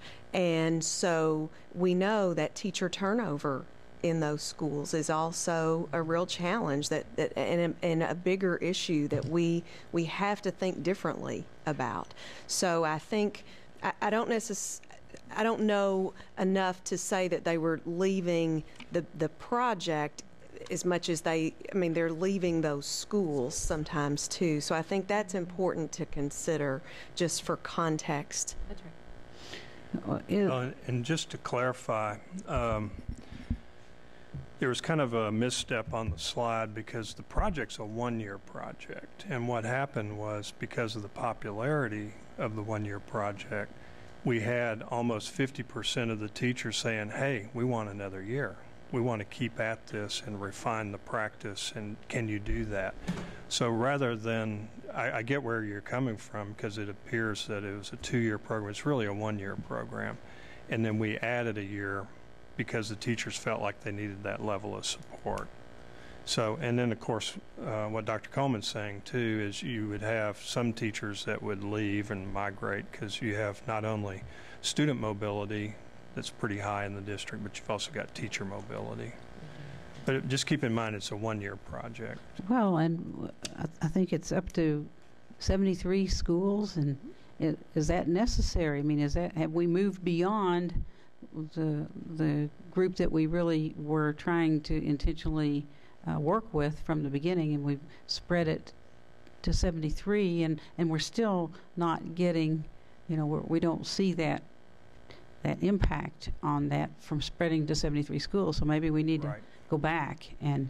Well, and I think that's one of the things Dr. Smith and I have been talking a lot about of late too, is when we look at the Memphis model and the Dallas model and then contrast it to what we're doing here, where are the similarities, where are the differences that would impact student achievement? And sometimes, we were just talking earlier that from a change standpoint, sometimes you need to move slow to move fast ultimately. And if you start small and then refine the model within the district, then if you want to bring it to scale, you certainly can. But for the model to work at its peak, you want children to be exposed to a kindergarten, first, second, and third grade teacher who have all been through the training. And it's still pretty spotty. Right now we have about 16 schools that have 70 or more percent saturation, you might say. So that has an impact on it as well. So when Florence was saying that she's anxious to look at the data of students this year who had teachers K through 3 who did have the training, I think that'll probably give you a much truer look at the impact. Okay, very good. Thank you. Board Member Horn. I just want to again, say that I very much appreciate this partnership with Bellarmine and have enjoyed watching the evolution of this program. I'm very supportive of really, trying to look at the teaching as this most important for our children, and seeing, I'm very encouraged that we are taking this data and really discussing it openly and honestly, and looking at an evolution of this in what was intended. And it's very exciting to see what will happen when we do, Florence gets her chance to see that data and to see what the recommendation will be from Dr. Polio and you all as to how to move forward. But thank you again for this good presentation, and it's just so important we have this type of discussion on a lot of different, what would be a budget line item, but which is in reality something teaching and learning that is just at the heart of what we're doing. So, but thank you again for your good work here. Board Member Kolb. Hi, thanks a lot. And Dr. Kudo, I know in particular you stepped in to make sure that this kept going at a time when you didn't have to. So really appreciate your work to make sure that this keeps going, as well as everyone else. So at the risk of being kind of crudely reductionist, it's, there's kind of two reasons that you might not get the results you want. One is, the program itself needs some refining. The other is, well, the program's great, we're just not quite implementing it, in the most effective way. Do you have a sense right now of, since you brought up Dallas and Memphis, I was wondering if there's a, if we're able to compare and see, well, we're not, is it that we're not getting the results that they got there, and that could therefore be indicative that we need to look at the fidelity of implementation, or? Yes to all of that. Yes, it's a, you know, every implementation is going to be a little bit different because the demographics of the children are going to be different, of course, as well as with the teachers. But yes, part of our discussion, and I feel like we're really on the same page, and I think Dr. Smith's work with Gates and so forth before allows us to talk a very similar language about the diffusion of innovations, developing innovations, change management, and all those kinds of things in systemic reform. So yes, fidelity of implementation is definitely an issue, which is just, of course, making sure that strategies are implemented correctly. Right. I think we have some real opportunities, and I don't want to tip the hand too soon because it's really for the district to decide. But one of the really clear differences that I see is with the literacy coaching model that we're using. It tends to work best if we have full-time coaches who are handpicked, carefully trained, who can work with us on fidelity of implementation models. We have modeling for that. And right now we're trying to do it with basically teachers who are released part of the time to go and coach others. And it's just not as strong a model. Sure. And the good news is that you have more than enough money allocated currently in the budget for these halftime releases, such that I think you could actually save money, reduce it, have full-time coaches, and you know, I have this great sense that you're right on the cusp of breaking through, and it's like you have a big fish on the line. We've got it up to the boat. We just got to land it, but we got to make sure that we do everything properly, and so that's kind of the nature of the discussion we're having, as well as many other things that are more into the weeds about the actual program. But I appreciate your question. Yeah. Very perceptive. Yeah, well, and related, but last question, and one of the reasons that we hired Dr. Polio is because we have a really good sense that he understands how to implement things well, and have a lot of confidence that this will be one of those things. But I think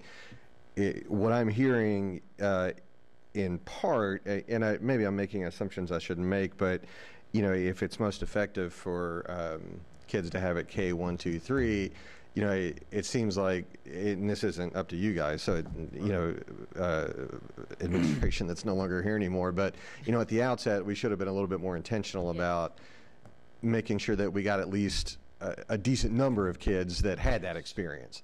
So just as we go forward, if we do go forward, which it certainly sounds like we will, and I would like to, it needs to be forward with, you know, full steam, you know, with 100% kind of district, not district-wide in the sense that everybody's doing it, but a holistic strategy so that everything's integrated. And I think that's what I hear you saying in your last few slides, that you're really working to get towards. So I'm really hopeful about that. But you know, it's kind of like let's do it or let's not do it. But let's not sort of sprinkle it in and hope that it takes off. Is what I'm advocating.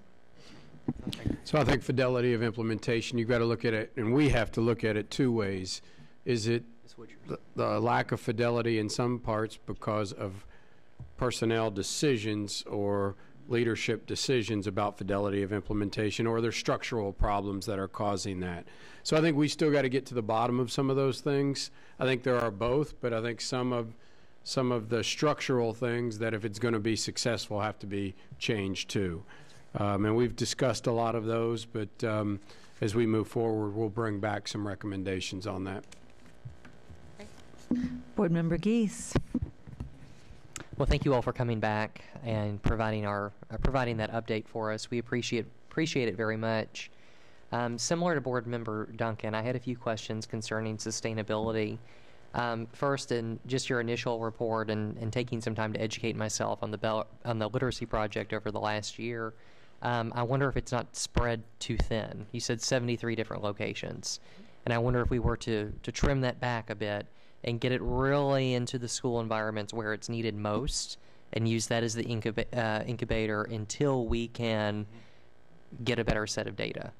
I think really taking it away from this outgrowth and put it into a very fine, concentrated group of schools might be one of the solutions you want to and we want to investigate to really get data that will give us, good legs to stand on, so to speak.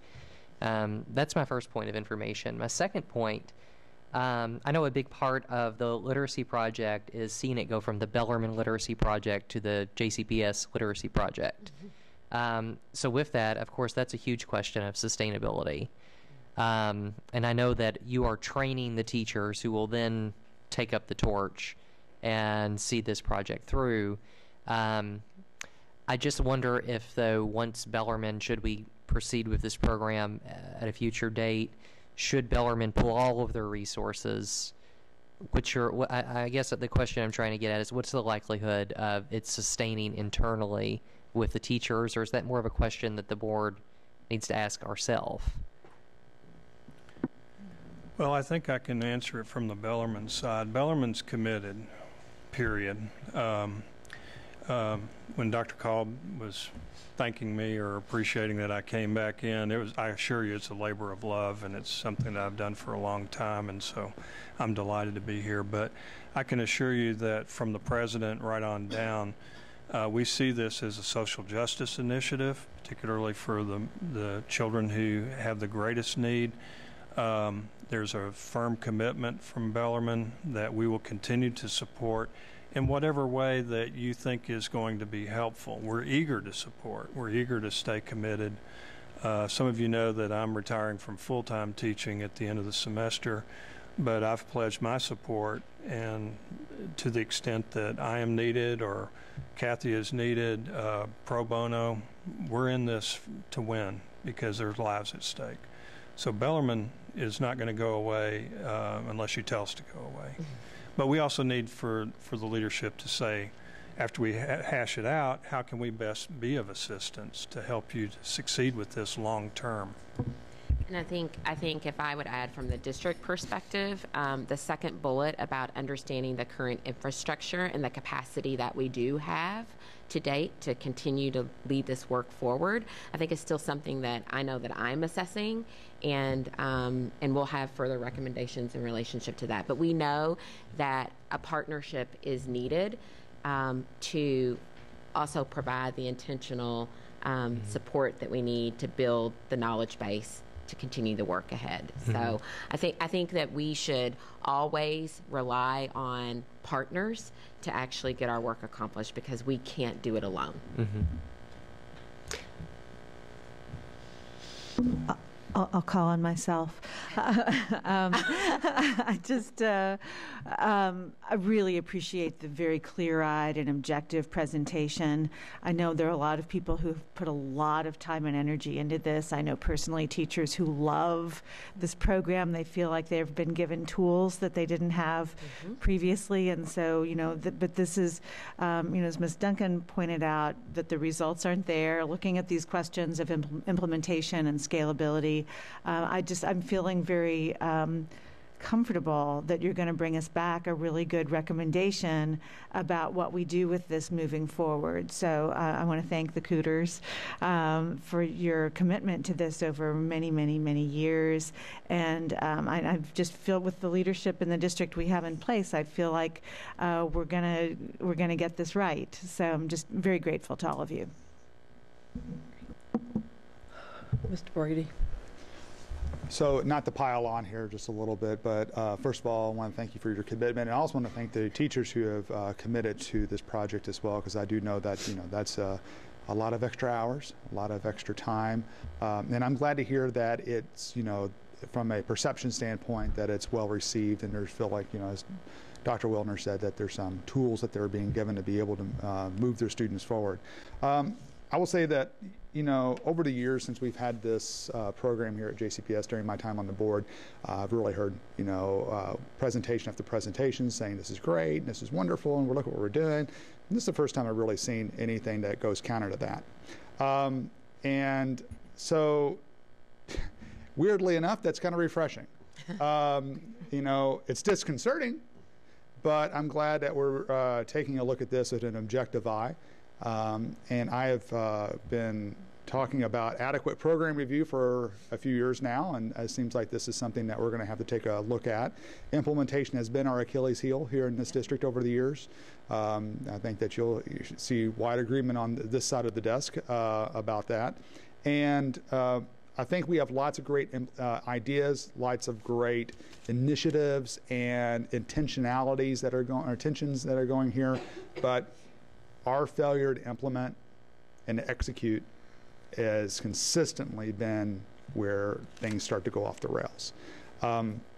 I applaud the point of view of not throwing out the baby with the bathwater. I think there looks like there could be some some things here that if we are implementing this to fidelity, that we can certainly be able to get back on the rails.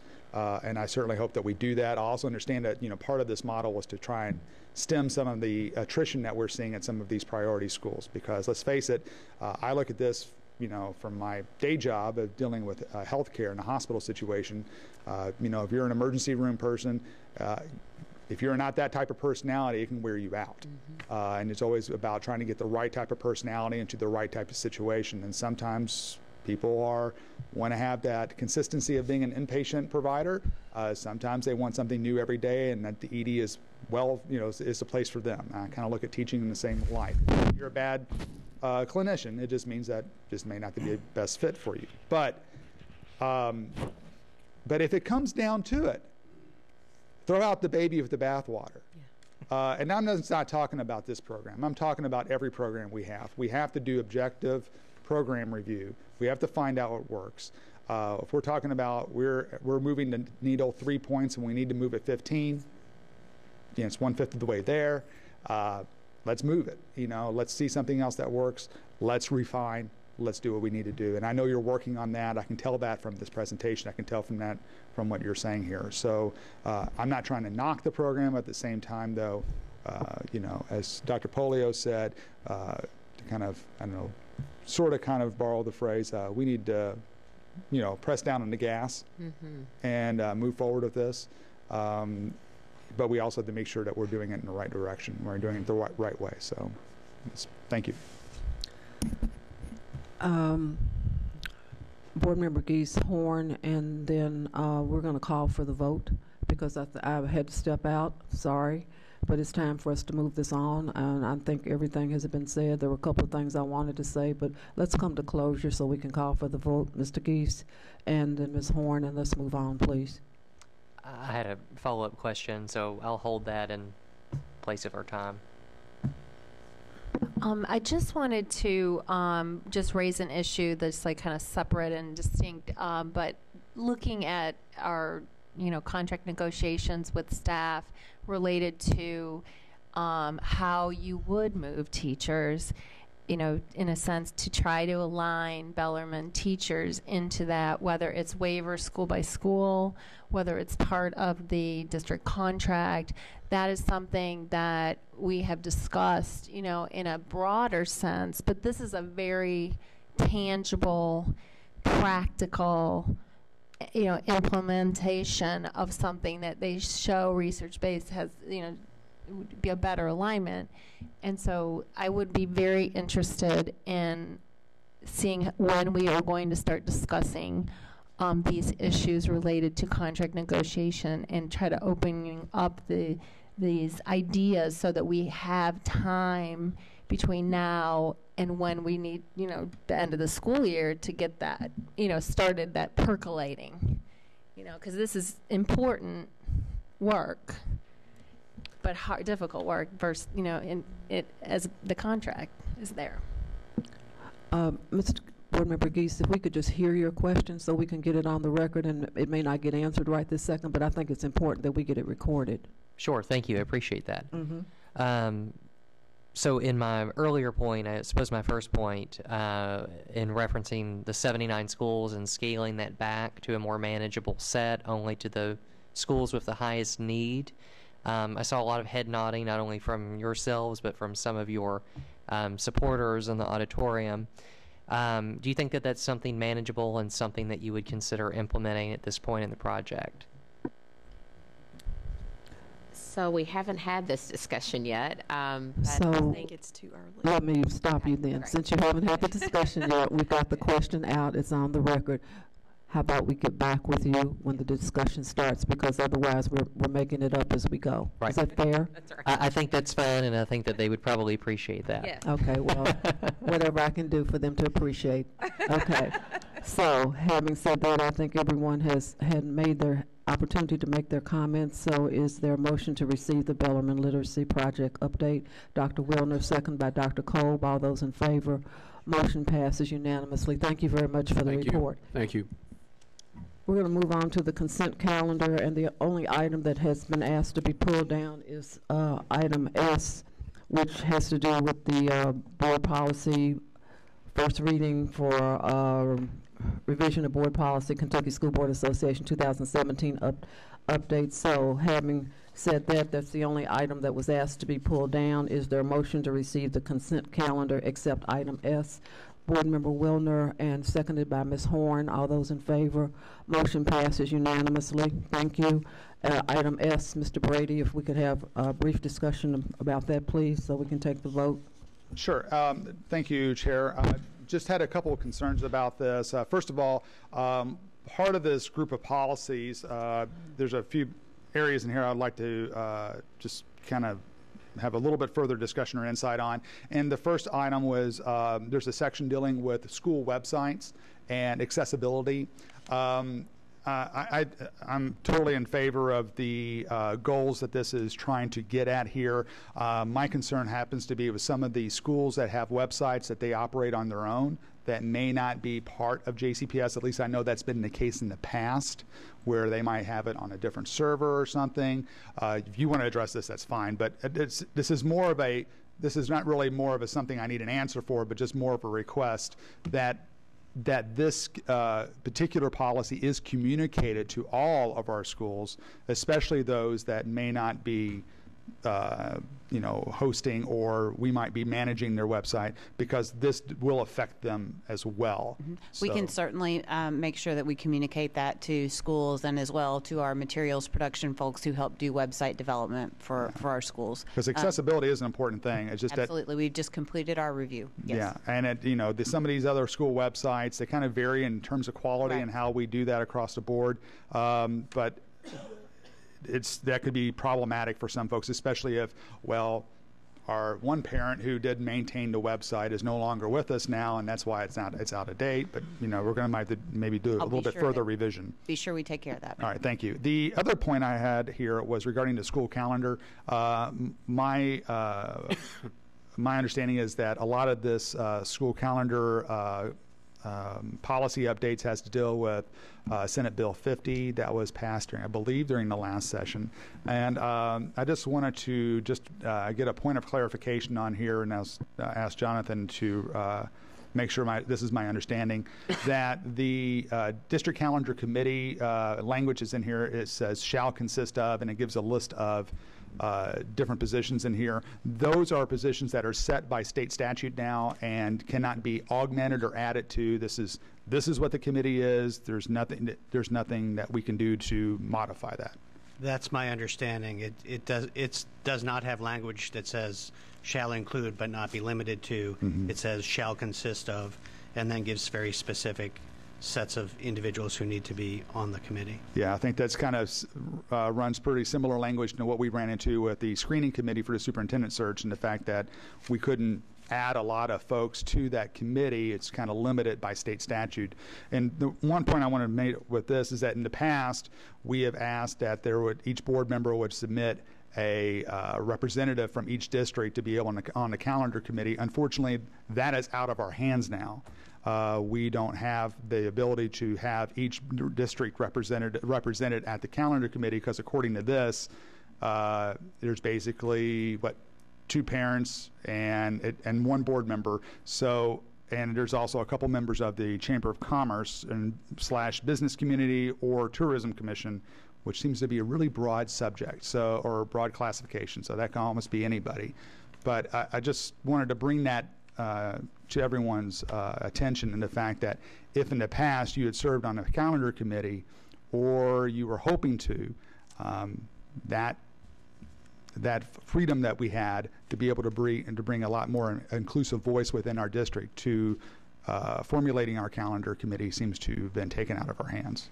What we were planning on doing was still including all the individuals we've always used, because we go through, we get input, and it's important for whoever is statutorily required to be on the committee to hear why custodians or nutrition workers or teachers or principals might not necessarily like a certain augmentation or configuration of the calendar, but then when it came time to gain consensus, what we would recommend to the school board, we would consult that statutorily required committee. So we still are going to get the same input. So the important point is that the voices could be heard, but them having a seat at the table per se is actually limited now. Their seat will still be at the table. They won't have necessarily a vote. We've always worked with consensus, though, through our school calendar committee, as long as I've done it. And my other point on this is that this has to be brought twice before the board. There has to be a comment period of how there's some meeting language in here. So it seems to be a little bit more where we had it maybe a first reading and a second reading. Now we have a little bit more of a detailed discussion on this, or at least provide community input. Well, I think it really comes down to something akin to an information item and then a subsequent adoption of the calendar, where the first meeting would be a hearing and discussion of recommendations from the superintendent and the calendar committee, and then the second one would be the adoption of the calendar. I'm not sure how it's worked in the past, but we do that for lots of things. Very similar to how usually the agenda item where we discussed the calendar was not the night it was approved. Then it would just be a consent item, usually on the next or a subsequent meeting after that. And correct me if I'm wrong, and it may have just been the year that we had all the crazy snow days, we did get comments and came back and adjusted from those comments. So yeah, that was kind of a no-win situation on that one. Yeah. So yeah, I understand. All right, but that's my comments. I just was concerned about that, and it's also just setting the stage and letting the community know why we're doing this. Dr. Kolb. Well, I was just going to say, I think, am I officially the board member on the committee, the calendar committee this year? Since I was the only one that volunteered to do it. Well, we actually got two and a maybe. So. Oh, okay. Well, whomever. Because you were the first to respond. Yes, you're it. Thank you. I'm happy to let somebody else have this glorious role. Whomever is the board member, though, one way that we could work through that, though, is to have that board member could work with communications or somebody to get parent input, filtered through that board member, so that they could bring. Because I agree, it is, two parents are not exactly able to represent the entirety of Jefferson County, I think, with any degree of representation of the county itself. So I don't know what that would look like in practice, but that's just another way that we could maybe try to make sure we get that input. Okay, having all comments, hearing all thoughts, is there a motion to receive item S from the board member Geese? Is there a second? Dr. Wilner, all those in favor? Motion passes unanimously. Thank you very much. And so now we're going to move on to, I believe there's a tie bid. Dr. Wilner.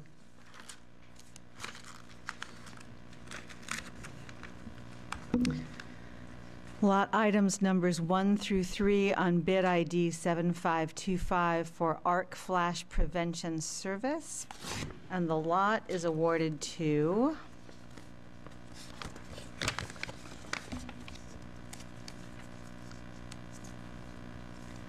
B&S Electric Supply Company, Inc.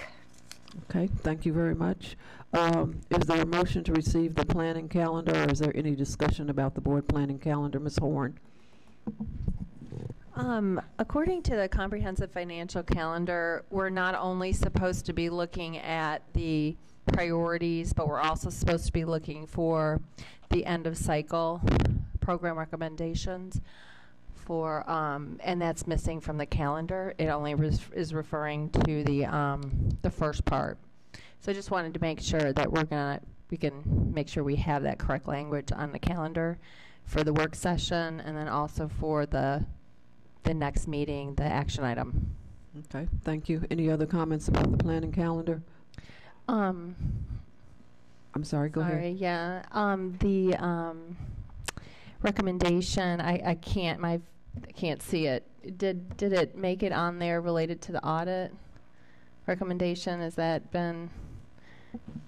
I'm sorry. What? I can't see. Yeah, I can't see it up here, and I can't see whether it made it on there. Thank you. I don't think it did because it wasn't on the original one, but are we going to want to add that to the calendar?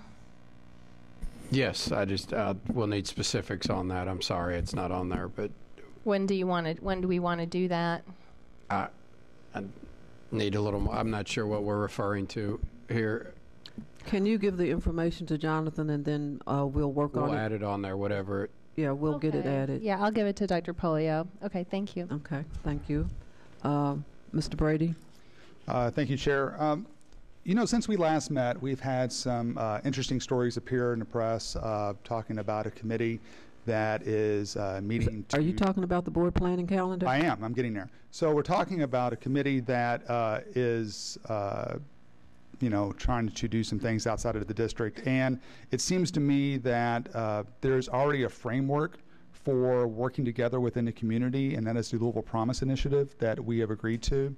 But I do have some concerns about the fact that many of our partners on that initiative also seem to be a part of this committee. I don't know, and just as a point of discussion among my colleagues here, if there was any concern about that, as well as if there would be any interest in having a discussion with our partners with Louisville Promise as to what the purpose is, because I would think that part of that initiative and part of what I saw as the Louisville Promise is us working together, moving this district forward, and also our students' achievement forward within the community. It seems like there are some opposing goals there with some folks that are also on this initiative, that are also on this other committee of which we're not a part of. So I'd like to ask just my colleagues if there's an interest in maybe looking at that and maybe putting it on the planning calendar to see if we might be able to have a discussion about that. So if you don't mind, I would like for your colleagues to communicate with the chair or the superintendent. We will have a discussion about that and make a determination as to whether it goes onto the planning calendar. I don't think we should start the process of having a mass discussion at this meeting and then deciding when and where it goes on the planning calendar. The purpose of this is to add some things that are specific as the audit and things like that. So I understand your concern. I understand your question about a totally different committee.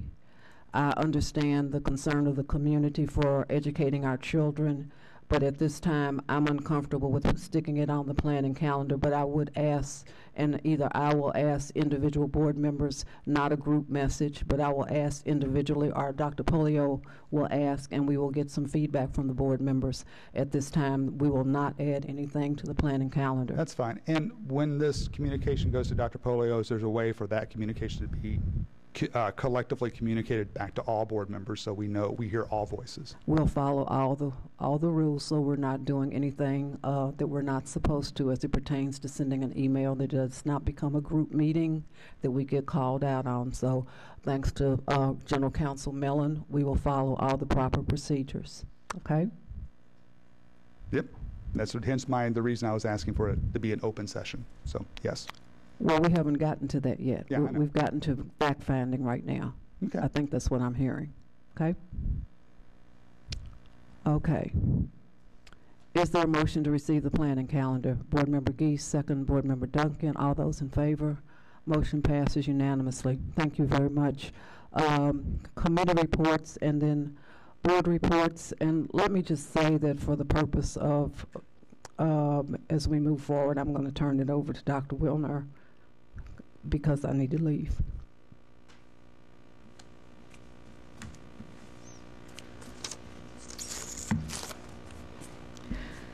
Thank you, Chair Porter. Are there any committee reports? Are there any board reports? I have one. Let's start at the other end and we'll move this way. So, Ms. Duncan. Start with me. Okay, I will try to be brief here, although it's probably not. I am wearing orange and blue, as people might be able to tell, in honor of the Marshall County School District and the tragedy that happened there, and want to recognize them and their strength to get through this, and appreciate everybody giving them a thought, and it's a very difficult thing to recover from. Chris and I attended the National School Board Association Advocacy Conference in Washington, D.C., and had an opportunity to visit with our congressional representatives. And if Chris, if you want to tell more about that, I'm sorry. If you want to tell more about that, I'll be glad to be quiet and let you do that. Well, we were just there to advocate for actually limited areas. The reauthorization of Carl Perkins, the Title I funding, Title II funding, and the underfunding of those things, and also the underfunding of IDEA. So we were there advocating for more funding for that so we could come closer to our needs. I had lots of visits, as we all did. We took part in the forums and the facilities meetings, and it's very interesting to attend facilities meetings and see that process evolve into what will be the best recommendations. We had got my first visit with our ESL center. It's the first time I've been able to go downstairs at Hazelwood Elementary and get a chance to talk with Eli and that wonderful staff that's there. We're up to 8,000 ESL students right now called EL students under that umbrella of EL. But anyway, I had a great visit there, and also at their early childhood center at Hazelwood. Then Ms. Horn and I went to Olmsted North, and I will be quiet if she wants to tell about that. So, but we did attend there, and I want to just say a few short things here. First of all, Knight Middle School won $11,000 grant from an NFL player for their basketball uniforms, and I'm not sure I don't remember the name of the player, but it was quite an accomplishment, because I think it was a national competition for that. So congratulations to Knight Middle School for that. I want to announce that Casey Cunningham from Wave TV is going to be leaving us after all these years that she has been here with us and served as a mentor to my grandson in communications and media. And I just want to thank Casey for all the great work that she has done for Wave and all the stories that she's done for us in the broadcast business there. And then last thing, I did want to mention the teacher at Olmsted Academy North who passed away. And my thoughts, and I know all of our thoughts and prayers are with his family. We had been there and met him. He's a robotics teacher at Olmsted North, and we had just been with him, and it was just quite a shock. But anyway, that's it. Thank you. Board Member Geese. Just wanted to provide a quick update since our last board meeting. I had the opportunity to meet with every District 4 principal at Doss High School several weeks, I guess about 2 weeks ago now. Just wanted to communicate how nice it was to spend the morning with all District 4 principals, going around not only providing an update to where we've been in the last calendar year, but also planning to where, as far as District 4 is concerned, where our county should go in the coming year. Very productive meeting, always nice to engage in some fellowship with our principals. And so if you're one of my principals and you attended that, I thank you very, very, very much. And was also very grateful to get your feedback on my performance as District 4's board member. Aside from that, I had some happy news that I keep forgetting to share in board reports. My little brother, Nolan, 8th grader at Lassiter Middle School, has made his determination about where he will be attending high school and has been accepted to that high school.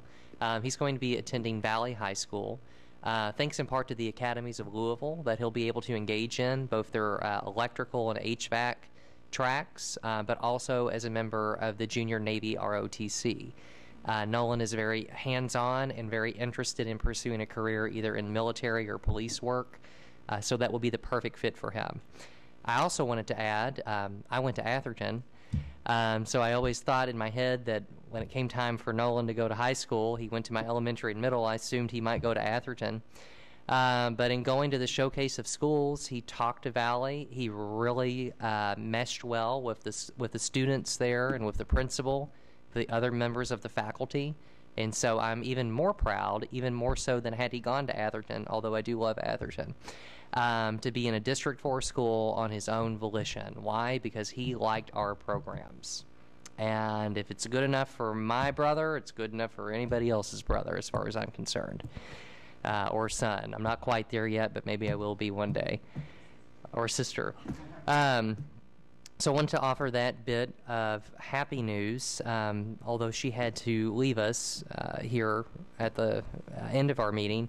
I also wanted to give a big compliment to Ms. Porter and her leadership in really strengthening our superintendent search process, but also doing an incredible amount of work to get us to where we were able to make our decision over this last week.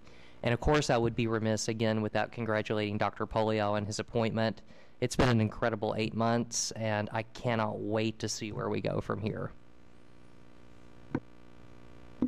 Board Member Horn. I will share my extraordinary experience that I had at Olmsted North. I was invited by a dear friend, Jeff Jamner, who is an arts educator at the Kentucky Center. He's the director there, who Dr. Felicia Cummings and I share as a deep friend. And they were using, there's a activity time at the school in all classrooms on Fridays. And what they're using is an arts integrated curriculum that is a video base, and it is to work on like wellness. And there are a lot of children in the school that suffer trauma and have mental health issues and live in poverty. So it was amazing to see all of the children. We visited numerous classrooms, and to see how through arts the children were able to express various expressions that came out in no other way but through art. So it's a real model. I was able to spend a lot of time with Ms. Duncan and our principal, Ryan Radowski. He is into teacher leadership, so he is huge movement within that school of teacher leadership to drive change and transform the education there. I was extremely excited about the work. I was thrilled to see guitar classes. They have an excellent choir program. The art teacher, again, is the one leading that wellness program, but we were also blessed to have detailed, in-depth conversation with the gentleman that passed away that ran the robotics program. And so I do want to lift him up in prayer, and I know that it will be, seeing how his children in his class were on fire with that program, it is a real loss for the community. So I did just want to mention that, but so it was a wonderful day there, and there are good things going on all over JCPS. Thank you. Board Member Kolb. I did go to Washington, D.C. with Member Duncan, and I just want everybody to know that Member Duncan stayed up partying way later than I did.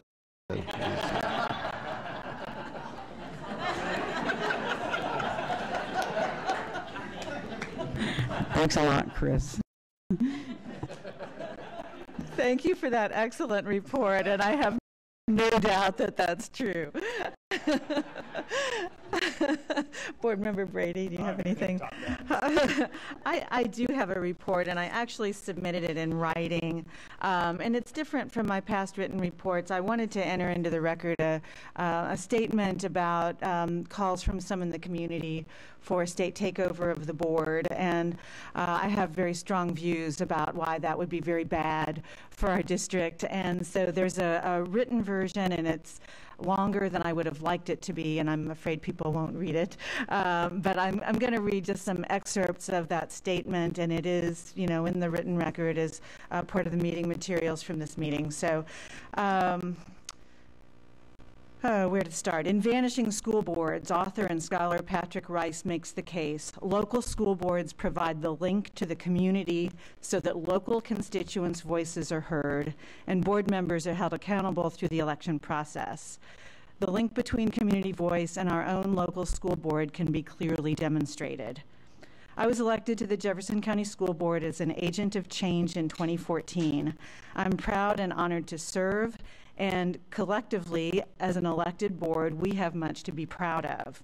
Together, your elected school board has successfully navigated a leadership transition without a single day's disruption to students, families, or staff. We invited and included the community's participation in our superintendent search process. By listening first to the people we are elected to represent, we've developed a bold plan that focuses on educating the whole child, improving culture and climate for all shareholders, providing opportunities for deep, culturally relevant and engaging learning opportunities for every student, and providing our teachers and all of our public employees the resources they need to improve outcomes for every child. The board, again with broad public input, has selected its next leader to implement the community's plan for our schools. All is not rosy, however. The current board and JCPS administration under the current leadership have also looked unflinchingly at our district's challenges. We have worked hand in hand with the Kentucky Department of Education and other educational partners to address problems and establish policies to face deficiencies head on. This board has made clear that it will not tolerate the withholding of data or sweeping our problems and challenges under the rug. In sharp contrast with democratically governed school systems, a takeover by state officials that would trump the authority of local school board members would also take away the voice of the people of our local community. A community's public schools and locally elected boards to govern themselves are cornerstones of our American democracy. An attack on locally elected school boards is an attack on democracy itself. It's vital for our community to understand the importance of locally elected board governance and to push back against threats to local autonomy. With the superintendent school board governance team currently in place, with the community's bold plan for our school district providing the North Star, and with the current level of momentum and engagement of our talented and hardworking JCPS teachers and other school staff, it appears to me that JCPS is poised for great progress. As a community, we must stand up. We must stand up for our locally elected board, our public schools, our children, our teachers, and all public school employees. We must stand up and push back against all threats against our locally elected democracy. I just wanted to speak for Ms. Porter also, please. Thank you. Were you finished? I'm sorry. I am, yes. Okay. Thank you. Thank you, and well said. So I know Ms. Porter would want to mention this and was going to in her report, so in her absence I wanted to bring this up since I was with her at the State of Black Louisville, which was held by the Urban League last Friday at the Speed Art Museum, and it was a wonderful event.